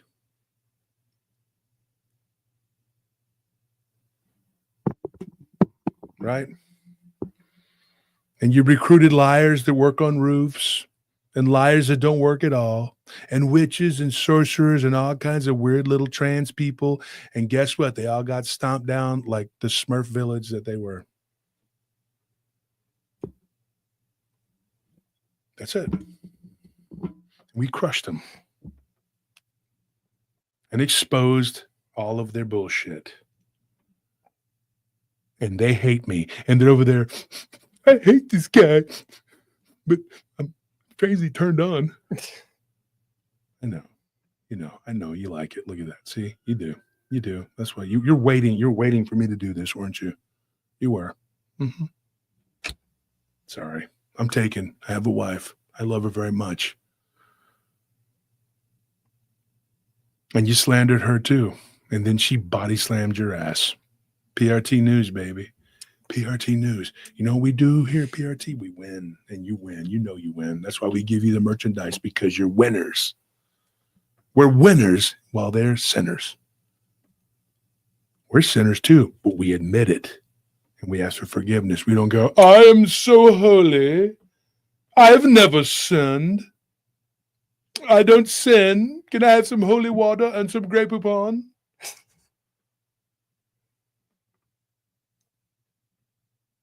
Where does meat come from? From the grocery store. Where do vegetables come from? From the same place. No, fuck mouth. Somebody has to actually grow it.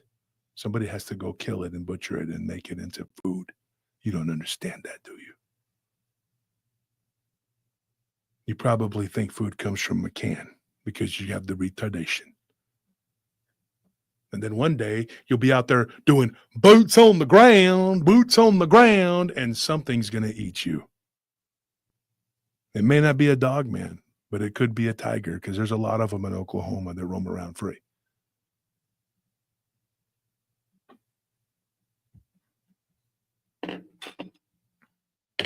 That you probably don't even know how to use a gun because it makes loud noises and scares you. And you get a weird tingling in your vagine when you shoot it.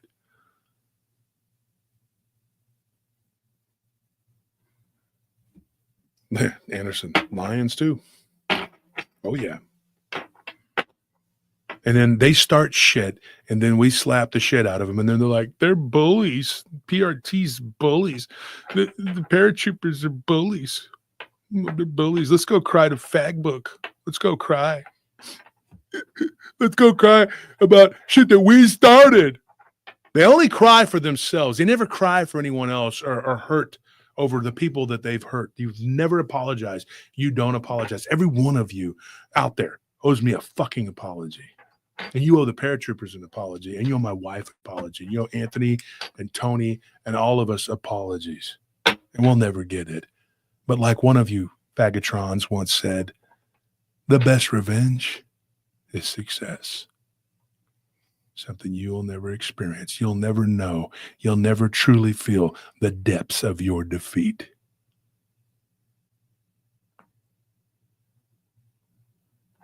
I'll see you guys on Sunday, where once again, we win. Thank you for tuning in, and thank you for being a part of the show. If you won the giveaway, there is the address right there that you need to send it to.